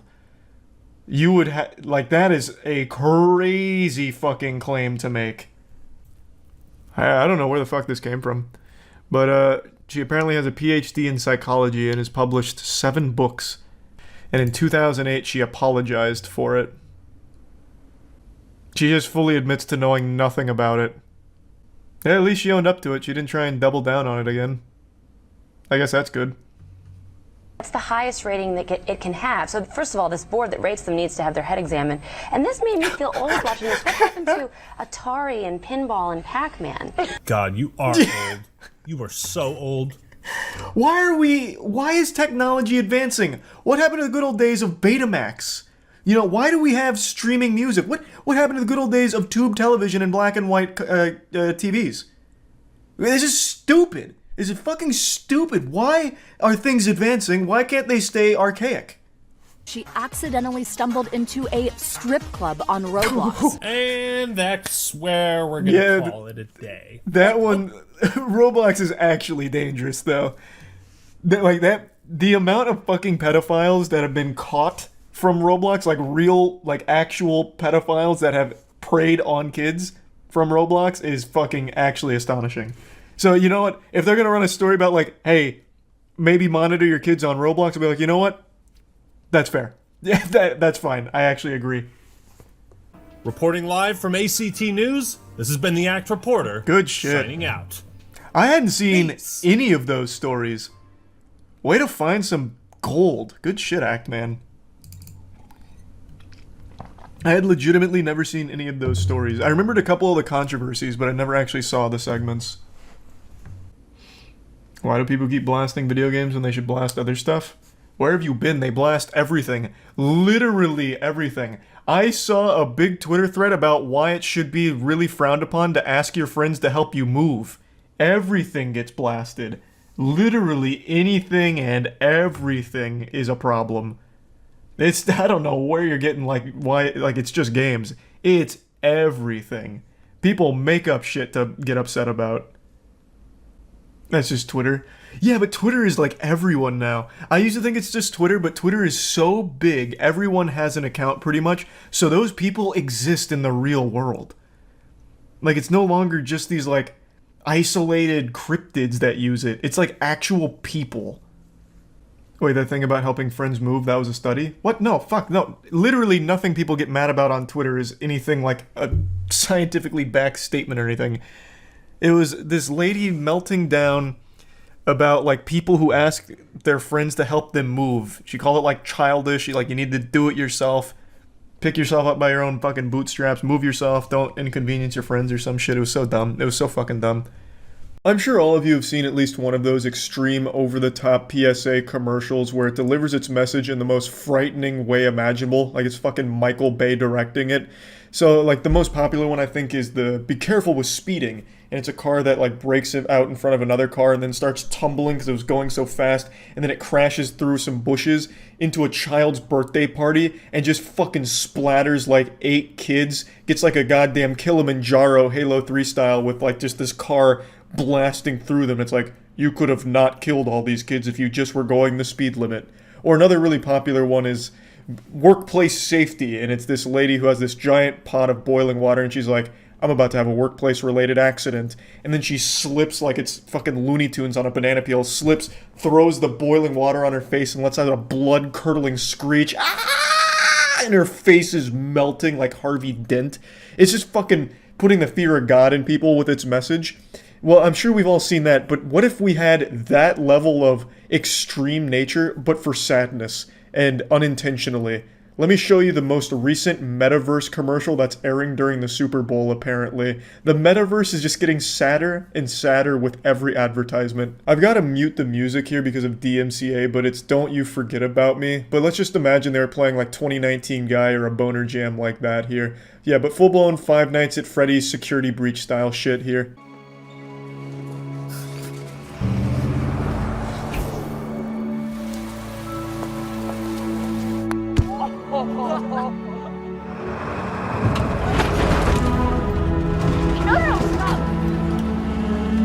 Imagine thinking this is a good idea to get people excited about the metaverse, to make the most depressing scenario imaginable. This is like an ASPCA commercial, but for cyberspace. I think the audience is supposed to relate to the dog and project their life onto the dog's sad existence here. Like, man, look how happy that dog was. I remember when I was happy too. Singing and dancing, having a hoot and a holler, and then everything just slips away. The melodramatic existence cycle continues. You know, we're just a cog in the wheel of time. The machine keeps turning, life's passing you by, you're down on your luck, falling out of the back of a pickup truck, living on the streets, and then all of a sudden you're caught in a goddamn hydraulic press ready to end it all. I just truly can't wrap my head around this idea at all. Who is this even marketed towards? Emo 18-year-old furries? Like, I don't get the idea here. And the song in the beginning, Don't You Forget About Me, is even more of a tearjerker because it's like Metaverse already knows people are starting to write it off as a joke. So it's like a last-ditch effort. Like, this is very meta of the Metaverse. Like, hey, we know you guys don't really appreciate us and we just took like a 50% nosedive in the stock market, but check out this animatronic dog that's about as depressed as we are. Who's hyped for the Metaverse Quest 2, huh? Closing time! Get out, please. Stop playing, please. Let's go, folks. Come on.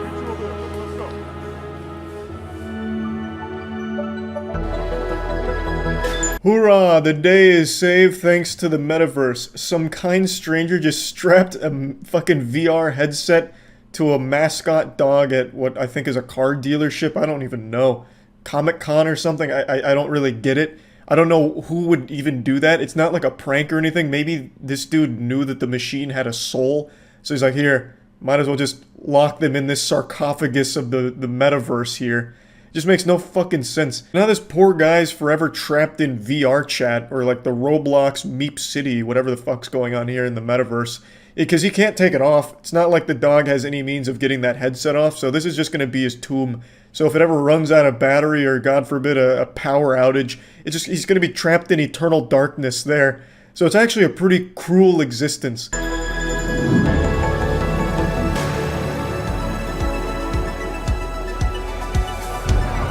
I have to mute the audio again because Don't Forget About Me comes on full blast for its encore.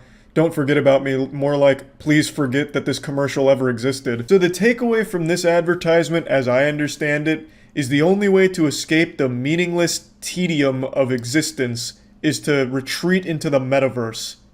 Hooey! Let's go! Metaverse is here to stay! How exciting! Wow, I mean, if that doesn't make you feel good, I don't know what will. Everything Metaverse is doing is like the worst thing it could be doing in every given situation. Every little bit of detail and information they show or talk about with Metaverse makes it more and more of a joke. It's crazy. It's almost like there's someone on the inside purposely sabotaging at every single step. Like, I don't know how else to explain it.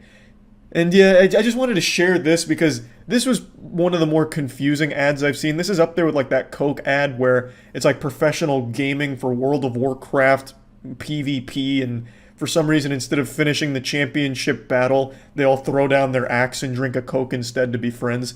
At least that has like a feel-good message. This has nothing. It's like, yep, you're miserable? Might as well go to the metaverse so you can be miserable less because you've escaped it now into a fantasy make-believe world. Not exactly like the most optimistic look of the future. That's about it. So yeah. I insult mainstream journalism more often than 50 Cent insults P. Diddy. I am constantly clowning on mainstream journalism. If the clouds are out, you can bet your sweet bippy I'm going outside, shaking my fists at them, screaming my opinion of journalism at them.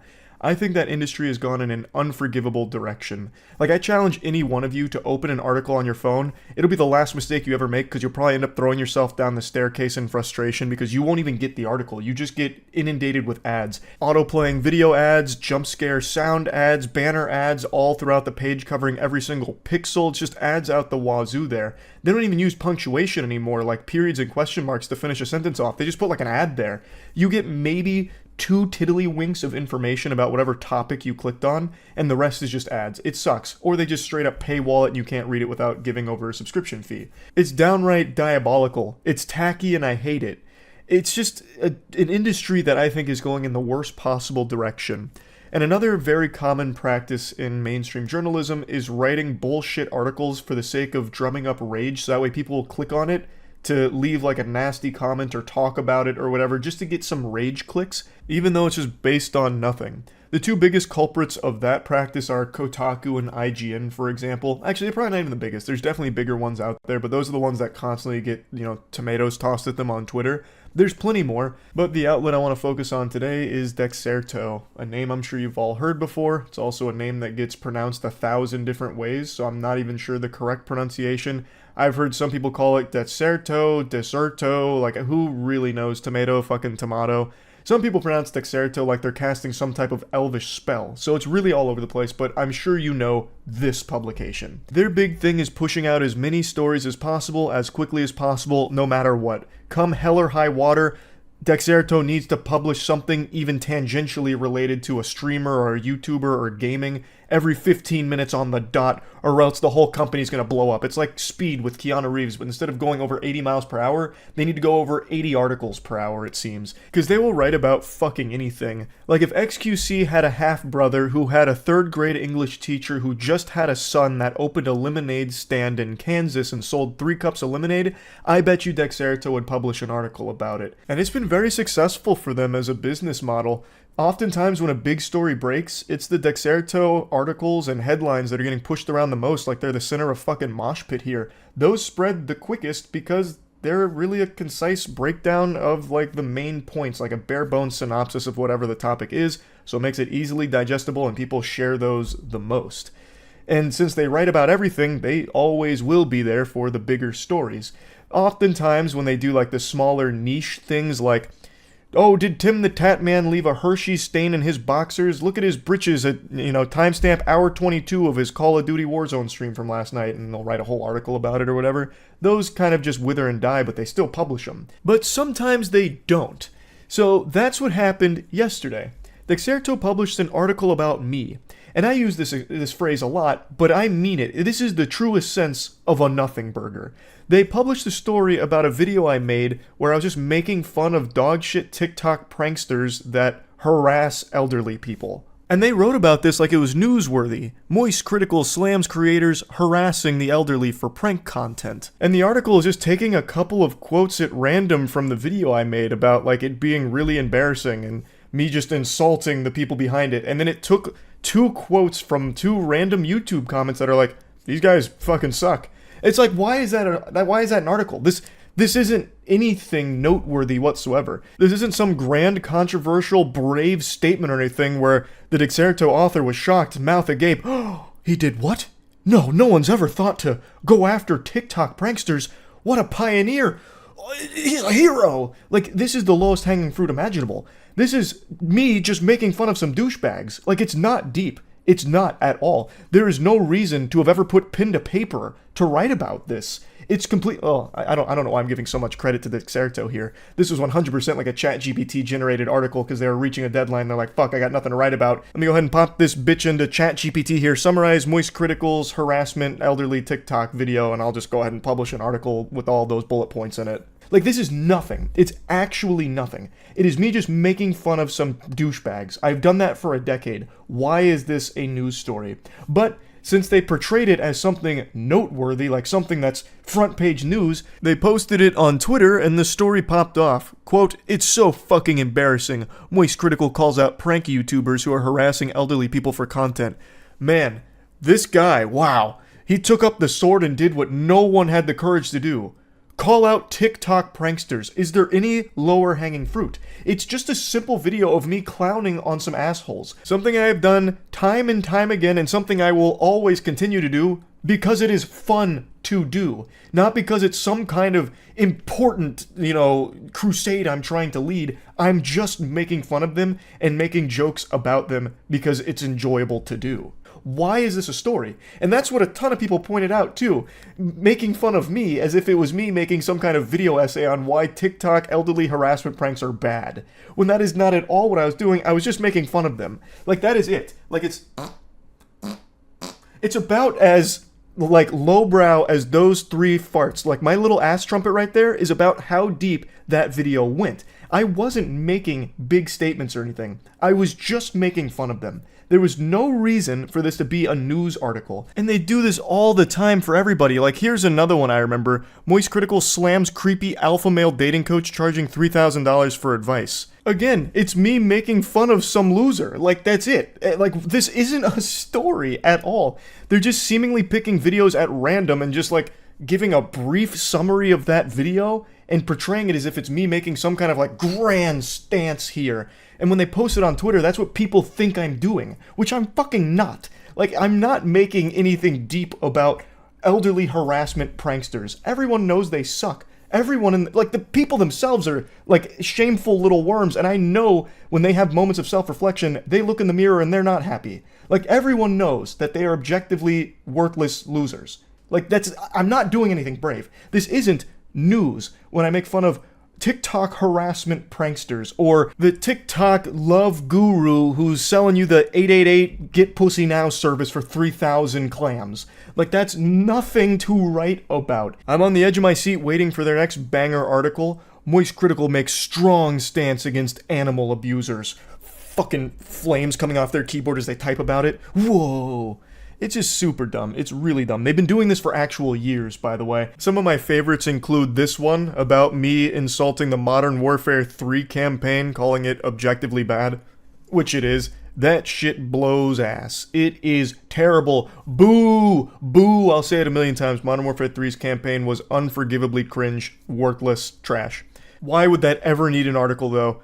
Pretty much everyone with eyes agrees with that take. There's nothing to write about there. They're just summarizing my review of the Modern Warfare 3 campaign. What is the point? And speaking of what is the point, here's one they made about me being elated with YouTube streams after I moved away from Twitch. And then right before this one, they made an article saying Moist Critical suffers major YouTube stream issues after Twitch contract ends. These are two videos I made. One of them with the major issues was about how I accidentally locked my streams to 720 on YouTube for the first stream, as well as, like, not figuring out how to change the title or put, like, a custom thumbnail or whatever. Like, it was all just, like, in jest. Like, it wasn't a big deal or anything. I was just explaining, like, damn, this is, like, a lot different than I thought it would be. And they wrote a fucking article about it as if it's some kind of big breaking story, and then a month later they're like, wow, Charlie's happy with streaming. Cool. Who gives a fuck? Why are we writing about that? Why would anyone at Dexerto even think that's worth writing about? I am confident that AI plays a huge role in their topics for Dexerto. Like, it's literally just taking random videos and portraying them as a news story. And they just, like, summarize in, like, 2 or 3 paragraphs what the video says at random sometimes. It's fucking stupid. It's a complete waste of time. I could go on and on with so many examples here, but there's no reason to. It'd just be super redundant. You get the point. But I will admit, there have been a couple times where I learned about a topic breaking from Dexerto being one of the first to report it, and since they get shared so often, I saw it from them first before looking into a deeper breakdown from another source. So admittedly, there have been a few times where I did go to Dexerto, get like the very basics before looking into like the more deeper elements of whatever they were reporting on. So they are kind of helpful in that regard if you're just looking for like the breaking stories or to be kept in the know on something big going on. But all like the actual stories they cover are surrounded by these like fluff nonsense about nothing. Like actually nothing. And it's really frustrating. So I just wanted to talk about that a little bit because the one they posted yesterday with the elderly harassment pranksters actually ruffled my feathers. That one just made me upset that they'd make a fucking article out of that. That one is probably the lowest they've sank for an article. But anyway, that's really about it. So yeah. Call me AOL because I'm delivering news that I'm sure you already know. Netflix is struggling. I'm sure you've seen the numbers. Year to date, their stock is down over 60%. But more specifically, over the last week, they've really fallen off a cliff, just got fucking kicked right down that giant well in 300. They went down 37% in a week. So a lot of people are asking the question, is Netflix dying? And that stock graph is looking like a heartbeat monitor about to flatline. It's not looking good. That shit's looking like Blockbuster back in the day. And a lot of people are wondering, well, what could be the cause for this incredible decline so rapidly? And naturally, everyone's turning to me to answer these questions, since I am the preeminent expert on all things shitty movie and TV show related. I have a genuine passion for horrible media, whether that be horrible games, movies, music, shows, whatever. I just love watching and consuming the worst of the worst. Things that turn other people's stomachs, make them puke, cry, and question the existence of God. I get a big smile on my face and a wet spot in my trousers. I just really enjoy it. So when people saw this happening to Netflix, they were wondering my opinion on it. Is it because all of the terrible shows and movies Netflix keeps funding? And in my expert opinion, and it pains me to do this, I'm going to have to diagnose Netflix with shitty content disease. But it doesn't mean it's terminal yet. Netflix has been funding basically anything made by someone with a pulse. And even that seems to be spotty. It feels like they're funding scripts written by fucking AI. They have a catalog of actual dog shit shovelware. Like, you remember DOSBox ROMs back in the early internet where it was just actual 30-second games that were just being uploaded to the ROM sites that were almost unplayable? That's Netflix right now. They're just this giant cum dumpster of almost unwatchable movies and shows. And it's things nobody is asking for. But they're putting a lot of money into making them for some reason. Like, they'll drop like 50 new originals on like a single weekend. Be like, hey, new on Netflix. Netflix presents The Poop That Took a Pee. And then they'll be scratching their heads like, oh, why is no one watching that one? We put a lot of money into that production. That's so weird. Why is no one watching this? It just shows that no one would ever even think to watch that Netflix is funding. Now, I want to make it clear, I don't think bad content is solely responsible for the decline of Netflix right now in terms of their stock price and all of that. I definitely think it contributes because as things get more expensive, because things are absolutely getting more expensive in our world, the first thing that people are going to cut is a service like Netflix. You know, Netflix is just a luxury to have, and it's an expensive one. It's $25 a month. So as the cost of living goes up, people aren't going to be able to justify subscribing to Netflix anymore when they're not even putting out content that they want to watch in the first place. And especially with so much competition right now, Hulu, HBO Max is kind of killing it. Even Crunchyroll slash Funimation to a certain degree, since anime is so big on streaming, and Netflix is doing a horrible job with their anime catalog with like JoJo's Part 6. God rest its soul. I know everyone's upset about that.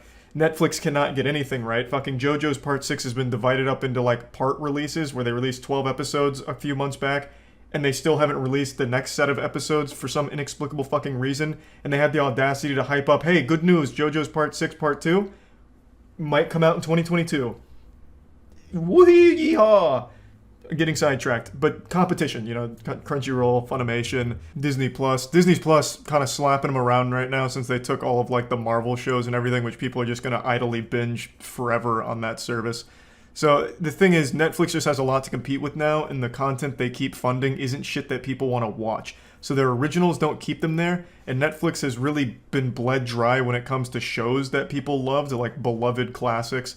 all of those have gone to other streaming platforms. So Netflix is left with just like the worst of the worst. So I definitely think that does contribute, just not having any of those classic shows anymore for people to just want to watch on Netflix. Those have all gone elsewhere, while also not providing any new originals, and then still increasing the monthly subscription price is just a recipe for disaster. They've been increasing the price but decreasing the quality of content on the service. It's just really ass backwards right now. I just think they're not really sure what to fund, so they just fund everything anyway, even if it's like a student project by a 9-year-old or some shit like that, and then hope that one of them sticks. So they'll get the occasional banger like Squid Game or Arcane, but for every Squid Game and Arcane, there were 1,000 Bruise Brothers and other shows that no one has ever heard of. So yeah, the quality of content hasn't been amazing, and that's surely contributed to a lot of people deciding like, I can't really justify paying $20 a month for Netflix anymore, I'll just cancel it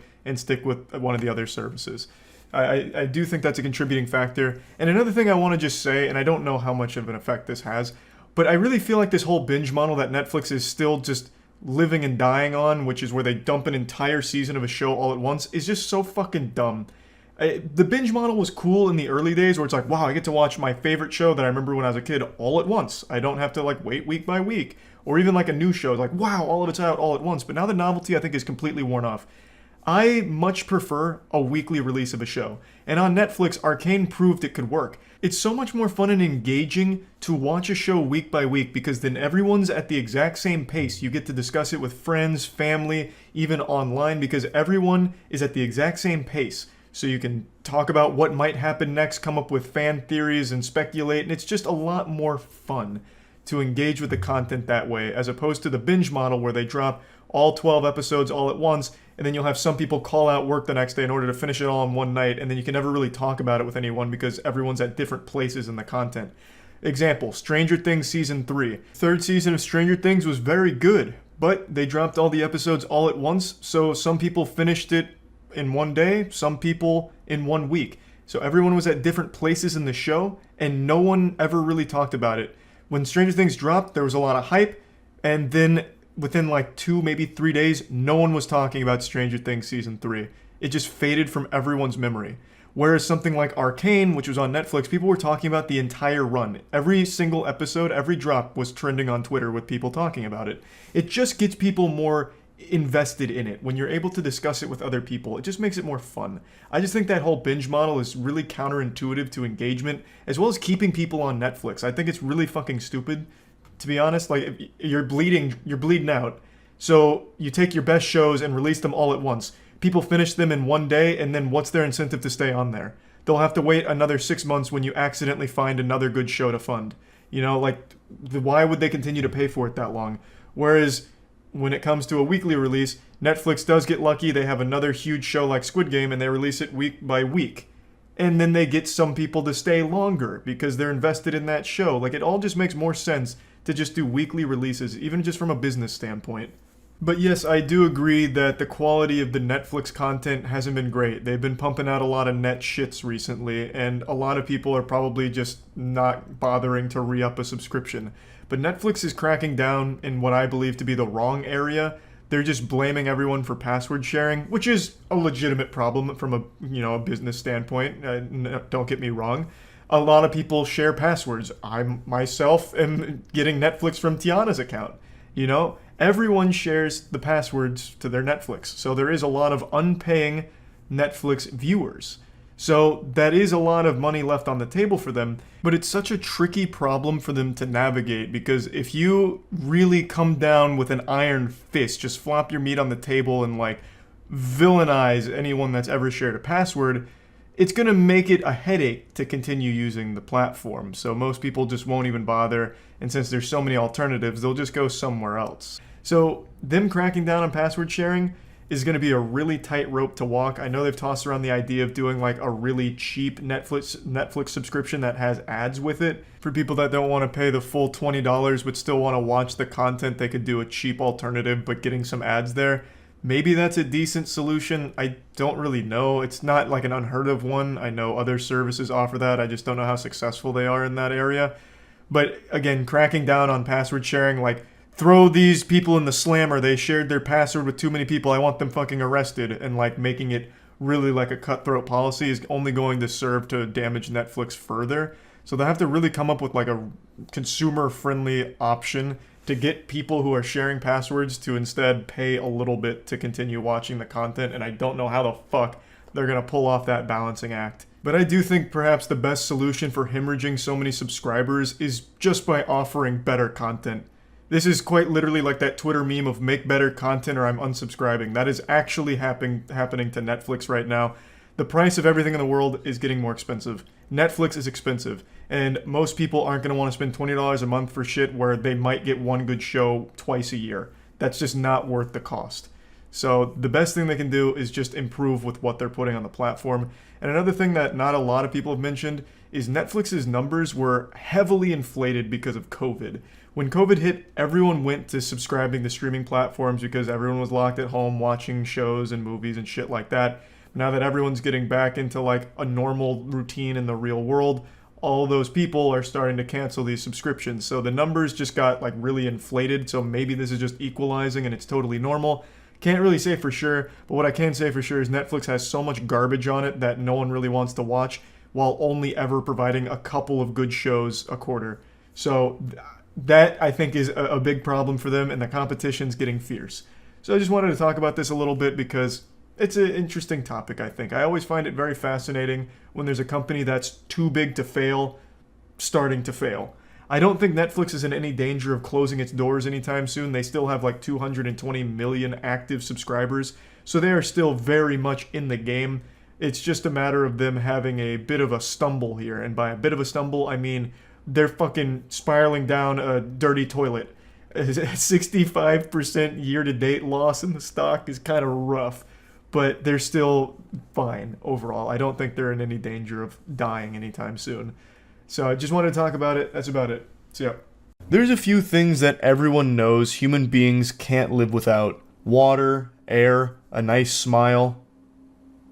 But there's actually something that's often overlooked that's a necessity for life on this planet. And it's an ad blocker when using the World Wide Web. I am constantly reminded of this cold hard truth anytime on stream that I try and read about an event or something and I go to a godforsaken news publication that won't allow you to read the article without turning your ad block off. And eventually, after putting up a big stink, I just give in to the dark side, turn off the ad blocks, that way I can get the information about whatever I was trying to research and learn about. And 100% of the time, without fail, it's just a massive headache, just this visual nuisance, all this clutter with an inundation of ads that seems like it's some kind of scene from a 90s movie where you get hacked, where it just has like, virus detected, go here for good porn, your doctor doesn't want you to see this, that kind of shit, just popping up all over the place. That is the modern landscape of the cyberspace without an ad block, unironically. There's banner ads, autoplaying ads in the bottom right of every news journalist site, ads on the side, ads in the middle of articles, ads everywhere. But what I didn't know until today is that if you try and watch a video on some of these mainstream media sites, you get an ad every 2 or 3 seconds. And I'm not exaggerating. And when I say you get an ad every 2 to 3 seconds, I don't mean you get like a banner ad. I mean you get like a full 20 to 30 second video ad that pauses your video to play that ad. So a 2-minute video that I was trying to watch about a bobblehead heist ended up taking over 10 minutes, and I still didn't even finish the video because there were that many ads. I was still only a little over halfway through it. It is absurd. It's unusable trying to navigate through the internet without an ad block. It is crucial. I would argue it's like a basic human right at this point to have an ad blocker when using the internet. It is that fucking atrocious. Just check this out. Did you hear about the Pittsburgh Penguins bobblehead heist that just happened? Someone earlier came in here like there was some on-the-ground, boots-on-the-ground reporter going over that saying, Charles, something huge just happened in Pittsburgh. Is that what it is? There was a bobblehead heist? I thought they had like burned down like the entire like Pittsburgh facility for the Steelers or something. So they stole bobbleheads? Are bobbleheads like easily resellable? Do you make a lot from stealing bobbleheads? Because said bobbleheads have been stolen in a... Oh! Not the ad. Good heavens, why? And it got me thinking, you know, who's having the worst seat? Thanks a membership, Tamago. Ready? Oh my, you can't be serious. The back-to-back? Heavens to Betsy. The memorabilia were meant to be handed out to fans in celebration of 52-year-old who played with the Penguins from 1990 to 2001. This year. And you could certainly nominate the Pittsburgh Penguins for that. Kyle Dubas, their general manager, and some people around that team for some reason thought... Oh my good, what is... Who? Oh, is this what Purgatory's like? Is it... What is this? You get 3 seconds of a video and then 25, 30 seconds of an ad? Is this the future? Holy shit. That this team That's got to be it, right? Close to contending for a Stanley Cup, or could contend for a Stanley Cup. They went out, they got Erik Karlsson, they got Riley Smith, they got a bunch of veteran guys. Things have gone sideways. Oh my god! What is... No way! This website needs to be banned. ASAP. Whoever owns this site needs to be thrown in jail. What? Things have gone south. And you could certainly argue right now that there's not... His membership, one guy. Oh! I have to watch the whole video like this. I have to know. How deep does this go? This can't be legal, right? This can't be. There's no fucking way. How do you even use the internet without an ad block? You can't even watch this. Ahora obtén 2,500 de descuento de bono total en la Chrysler Pacifica 2020. Have you ever watched cable TV? There's no way it's this bad. A team in the NHL that is further away from winning a Stanley Cup, or at least contending for a Stanley Cup, than the Pittsburgh Penguins are right now. That's a okay. That might be the end of it. He's got 2 sentences out this time. You know, you get to thinking, and I think there's some teams in the NHL that are saying, hey, I think it's smooth sailing. No way! How? Wait, how do you get it? Isn't there like laws in place to prevent this? I'm pretty sure there's laws in place for this, right? How about to fucking report them to the Better Business Bureau, even though they don't do anything?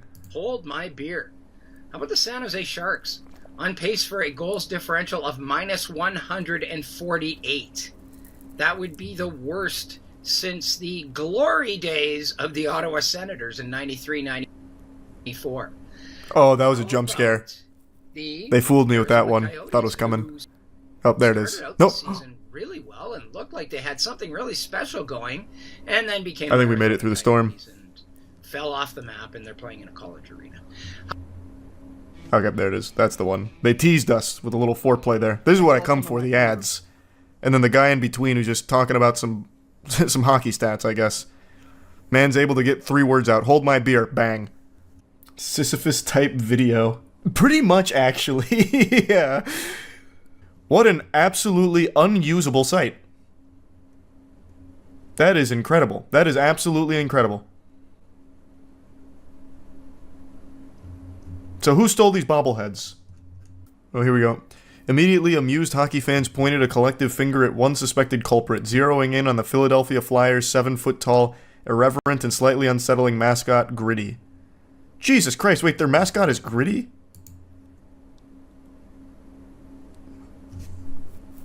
That's fire. I don't think I've ever seen their mascot, nor did I know his name was Gritty. How much money do you think they make every time someone watches the entire video? I don't think anyone can watch the entire video. This video is only 2 minutes long, and there's still 53 seconds left, and it's been like 10 minutes because there's so many ads. I think most people will have probably already clicked off or have died of old age. But with the amount of ads so far, I think that's like ad number 13 or 14, they probably make like $2. Like, it's just not worth it. That's nuts. I've never seen one this bad, ever. This video just started playing and immediately went to an ad. There's no way this is commonplace.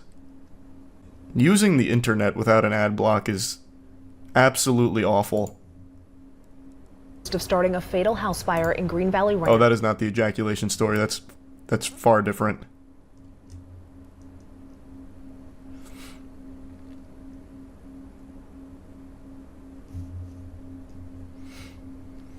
Fort Collins police services said the investigation began in July.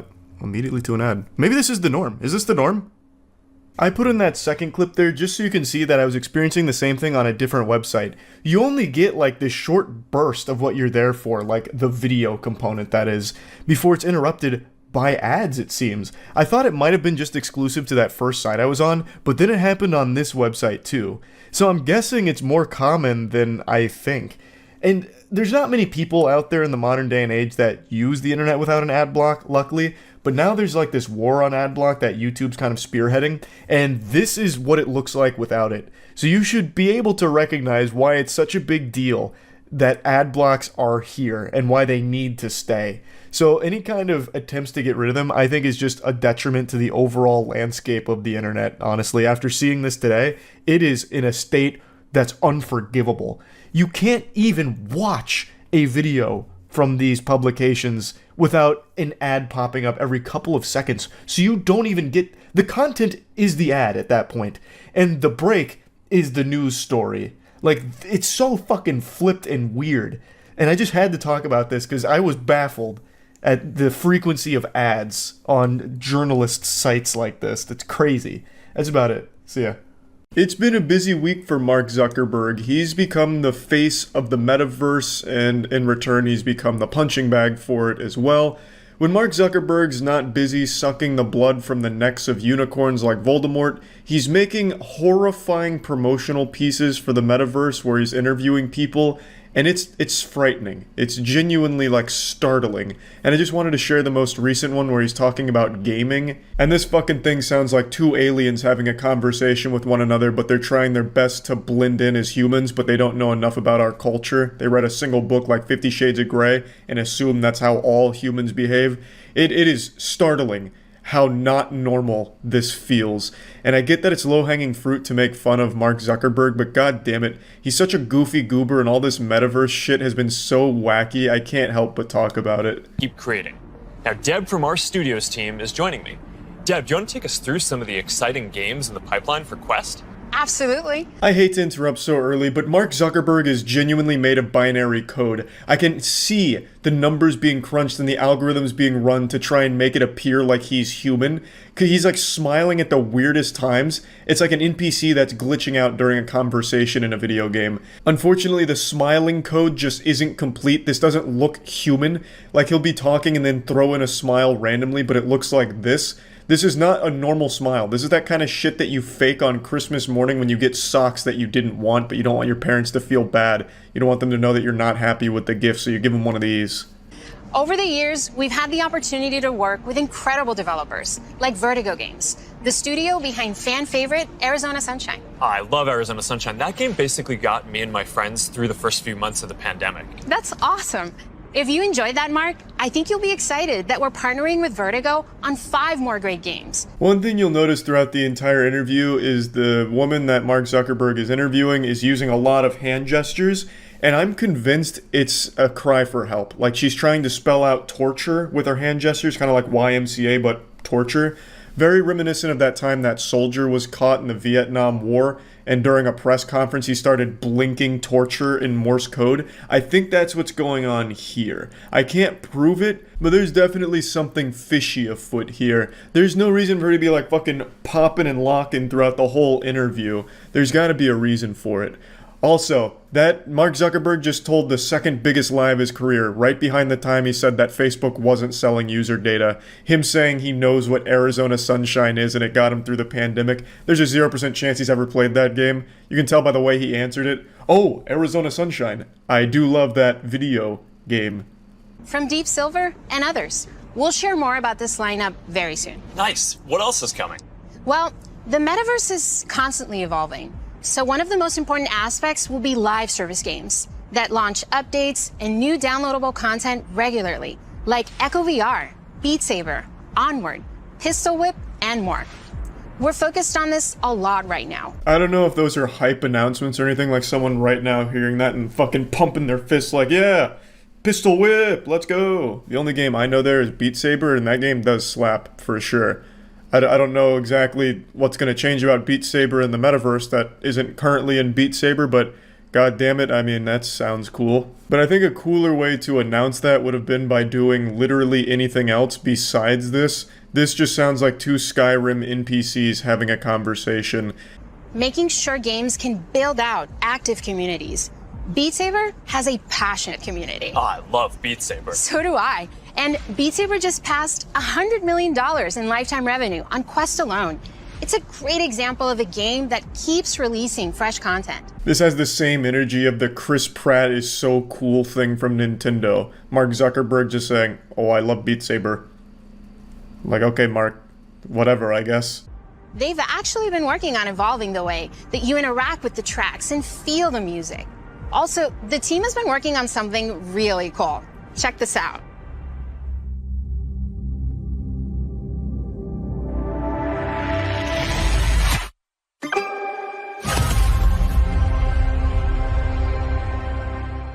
I can't wait to play this. Oh, Jiminy Cricket, I cummed. Wow, I see why Mark Zuckerberg gave Beat Saber a stamp of approval with an announcement like that. Hooey! Like I said, I like Beat Saber as much as the next guy. I think Beat Saber is great. A fucking talented mapper once mapped the entire Shrek movie in Beat Saber to play through, so I think the game's incredible. But what the fuck is this? And they keep partnering with incredible artists to release new music packs all the time. Did you play the Billie Eilish music pack last month? Yeah, a little more than I should have. I probably should have been working more on this Metaverse presentation. Well, they have a great lineup of artists for 2022. And there's one more epic surprise before the end of the year. So stay tuned. Okay, have you played Population 1? I mean, yeah, I love the game so much that... For those who haven't... Ooh, shit. She just cucked the Zuck. Interrupted him as he was about to lie about liking another video game.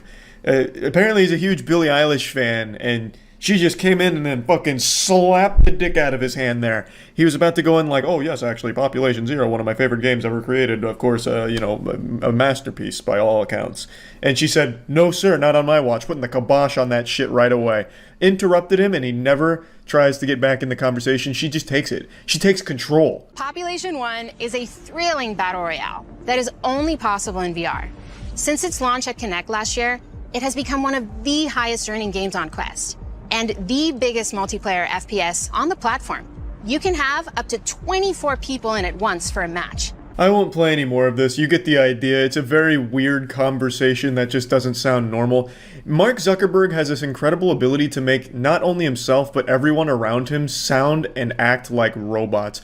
I bet she does not normally talk or move like this, but just being in the presence of Zuckerberg, like, fucking lobotomized her and had her like a puppet on his strings. She was the marionette, he was the puppet master, and this is the result. She was probably directed to act this way, like be as human as possible, so then she ends up looking like some kind of crazy cartoon character doing all exaggerated gestures and shit. It's just so weird. Every time Mark Zuckerberg tries to promote the metaverse or really anything, it's just uncomfortable. I just want to talk about it again. I mean, that's about it. See ya. Let's go over the Stadia's failure. I'm sure Ackman's going to do a really thorough dive on it. This is just such a victory lap for me. I still remember the second this got announced and like their first trailer, I was outspoken about how silly it is. I didn't believe it was a good idea, and I was firm in my stance that I didn't think it would succeed. And I had so many fucking doubters, and especially in chat, that were like, no, Charlie, this is actually the future. You're just too, reptile brain to see the potential of the Stadia. This is how gaming's going to be from now on. I can't wait to get my Stadia. I've already pre-ordered. And I called you a fucking idiot. And now look at it. It's already dead. It was a complete waste. Like an absolute crash and burn project. Another Google stinker right into the trash bin. Just like Google Plus. And the million other products Google has tried to launch. Now, maybe there's still some merit to the idea itself, but the Stadia was never going to be the one to execute it well. It never stood a chance. After just 3 short years, Google has announced that they are pulling the plug on Stadia. No, canceling man. all future support for Cloud gaming, why? 18th. Like watching a kid stick a fork in the electrical outlet. We all saw this coming. Breaking into the console or a team, it represents thousands of people who are working on this business. Thousands of people no longer working on this business. And that's just... If they ever were to begin with. I don't really think this is like a good argument for the sake of it sticking around either, to be honest. This doesn't really address the question super well. It's just like, we put a lot of money into it and we have a big team. Of course it's going to succeed down the line. Like, the answer I would look for is, how are you going to ensure that it stays in the market, like, and is competitive? Not like, but we already poured so much money into it, so of course it's going to stick around. You know what I mean? It just it's such a non-answer. But it's backed by Google, so they've got a pretty good chance. I say it all the time, first impressions are so important in gaming. I have such so a bad, little patience for such a things bad that first suck impression. and don't work. This is how. Does anyone remember the old Stadia commercials they used to run during, I think it was E3 2019? They'd made like a big push in, I really think it was E3. They were like floating around through like space and time or something after going through a kid's room. Oh my god, it was so embarrassing. Jesus Christ. I have no regrets. The first impression didn't stick the landing, and I was never given a reason after this to ever pick up a Stadia or try it. Do you remember, I think it was a year after launch, they still only had, was it sub 10 games on their service? I wonder if I can still find the old articles. I think it was like a full year and they only had like 5 or 6 games on the entirety of Stadia. And they were all full priced. Let me get the exact number. Let me pull up an old article. Google Stadia only has one exclusive game, which is Tequila Works' Guilt, which was a system launch. And there's no word yet on what exclusives could be, and then they speculate that Typhoon Studios might have one, which I don't think they ever did. But yeah, as of January 16th, there was one exclusive on the game. As of February 19th of this year, they have 200 games. 286 games as of February of this year. The service launched with 22 games and added 4 more in December of 2019. By the end of 2020, the service had 130. Okay, thank you. Google Stadia is not a video game console. It's a controller. It was software, not hardware. Yeah. And I only just get a controller realized for that the cloud gaming after it was canceled. That's how poorly the marketing got the message across. That's how nobody talked about it. I mean, this was supposed to be a massive new competitor to Sony, Microsoft, Nintendo. And it was so close, goddammit. Battle.net. And I don't even know what was special. It was on the cusp of greatness. If you actually go I'm sure he's going to show it, but I'll tell you right now, I'll rip the band-aid off. I also thought this Stadia was a console for like the first 2 years. It wasn't until we were doing an episode of the podcast where we were joking about it that we learned the Google Stadia was never a console. It's a controller. And it's a controller that like gives you access to the Stadia Cloudflare gaming. So you never even got like a console. You got a controller. It's basically, yeah, like he said, it's basically a software. And I think you could access the software without the controller. I don't think that was necessary, but if you purchase like a Stadia, I suppose, you get a controller. These are all games that are think they're running through these very quickly right now. The biggest Damn, thing that's a sick controller. With their platform with Stadia. Looks like the Ouya. Controller. Like I legitimately think they're going to be XY and around the back here. Yeah. It's just a pretty standard controller. I wouldn't say it's a sick controller, but it's a functional one. Like, this is just the tried and true vanilla controller design. Nothing crazy about it, not reinventing the wheel. But it's fine, it seems. Been the absurd gaming platform on Earth. Yes, this is the one. I mean, it supported 4K resolution and 60 FPS with HDR. They had a premium subscription service, kind of like Xbox's Games with Gold, where you'd get free monthly games, and once you got them, you... What's crazy is this 50 games instantly is their whole catalog. They launched with 22 games. So they're already promised... Well, I don't know when this was. But they're promising more games than their service currently had. And they finished with 286 titles, which is actually less than the Nintendo 64 had. I think among all consoles, it is the lowest amount of games total, at least of consoles I can think of. Even the Sega Genesis, I think, had more. And that was a console that was dead on arrival because they surprise announced it at E3 and said, go buy it right now. It's in stores. Let's see. That's considered one of the biggest console flops of all time, and Sega Genesis had... was it the Sega Saturn? I don't know, I'll check both. But Sega Genesis had 800, and let's see the Sega Saturn. The Sega Saturn had 1,046. So it was definitely the Genesis I was thinking of. And I was wrong. Sega Genesis still had more titles than Nintendo 64. Nintendo 64 had 380 something, I think. How many did the Ouya have before it died? Let's see. Did it beat the Ouya at least? Oh, fuck me. Before the Ouya's untimely demise, it had 1,250 games. As of June 2019. Jesus. Yeah, I guess it just ported all the mobile games, so it's kind of cheating. Let's see how many exclusives Ouya had, because the Stadia finished with, I think the article said 10. So how many exclusives did Ouya have? Oh shit, it beat the Ouya. Oh wait, no, that's 2014. Damn, that's like the most current article on it too. As of 2014, the Ouya had 6 exclusives. Stadia had 10.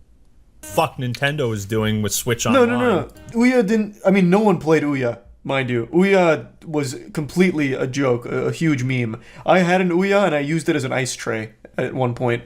Like, it was a complete worthless piece of shit. What is the Ouya? It was... What do you mean, what is the Ouya? How the fuck is there anyone out there that doesn't remember the Ouya? This was the most popular Kickstarter for a long time. They hyped this up as like, console for gamers, by gamers. It's going to have every game you've ever wanted on it. It's also going to be coming at the highest possible graphical resolution. It's also just going to be one of the best gaming experiences you'll ever have in your life. Just like filled with a bunch of buzzwords and everything. This is probably just clickbait. But it was just filled with tons and tons and tons of buzzwords, but it just ended up being mobile game ports and shovelware. Yeah, like I said, I had an Ouya. I used it as an ice tray. I tried it, but it had no use, so I used it as an ice tray. Like, what the fuck else was I supposed to do with it? Own product, I can say, hey, go follow me on Instagram. That doesn't cost me anything. It just seemed like Google started this thing, noticed that it wasn't gaining traction immediately, and then like was slowly Is Destiny 2 on Stadia? Until just now when they finally yanked that last little bit out. Google also, I kind of want to try Destiny 2 on they Stadia. shut down some of the game development they were doing. What a disaster. Their idea was to shift to more. Some Destiny players had a Stadia just to play ranked because it was against much easier players. Oh, that's so smart. That is so fucking smart. Oh, you just play against Stadia gamers? Fuck me. Especially if it doesn't offer any obvious benefits. Like, bro, apparently Hideo Kojima was working on a new Death Stranding exclusively for Stadia, and Google canceled that? Like, how? They must have How watched do you my do Mush that? meter. It's Hideo Kojima. Google had created... You're out of here. On a positive note, though, Google will be refunding anyone who Actually, bought games on huge, Stadia. yeah. And that's the most pro-consumer thing they can do out of this. Obviously, they're not going to, like, refund, you know, this service that you paid for. It's a service, right? We literally signed the publishing agreement with Stadia last week, so I would assume the internal teams there, who are lovely, are likely finding this out at the same time we are, since I had a super energetic meeting with them last week about us joining. Eek. Ooh. Big stinkerooski on that one. Peace. Nice. Rest in peace, Stadia. Oops. Just another big I told you so moment there, gamers. I told you that shit was destined for failure. Oh, I knew it. But it's not just me. Pretty much everyone said that was probably trash. There was just some people that really bought into it. It really wasn't just me. That was like the coldest take of all time. It was awful from the get-go. Thanks to Resub West and JB. I just always hold these like one guy grudges, where like one guy's like super passionate about something, but I know he's wrong. It's just like, oh, I can't wait. I just can't wait until it's like definitively proven. Like this. Just like Anthem, by the way. I will always wave that around. I said with Jackson during the Anthem beta, this game is absolute abhorrent trash and it's terrible. And we got eaten alive on the Anthem subreddit. They're like, these fucking assholes don't understand that it's a beta. They don't get it. All of this is going to be fixed when the game releases next month. All of their complaints are going to be looked back on so stupidly to think that they wouldn't be addressed by launch. And you know what happened? None of them got fixed because the beta was out a month before the fucking game was. They had no time to fix it. Delusion. And then they never even apologized to us on the subreddit. They just silently agreed with us and then made posts whining about how bad the game was. Anthem trailers and pre-release media made it seem like it was the next best game, new Destiny, and then it flopped harder than any other game. Yeah. It had a lot of potential. It really did. But the beta, it became very clear that it was a pile of trash, steaming dog shit.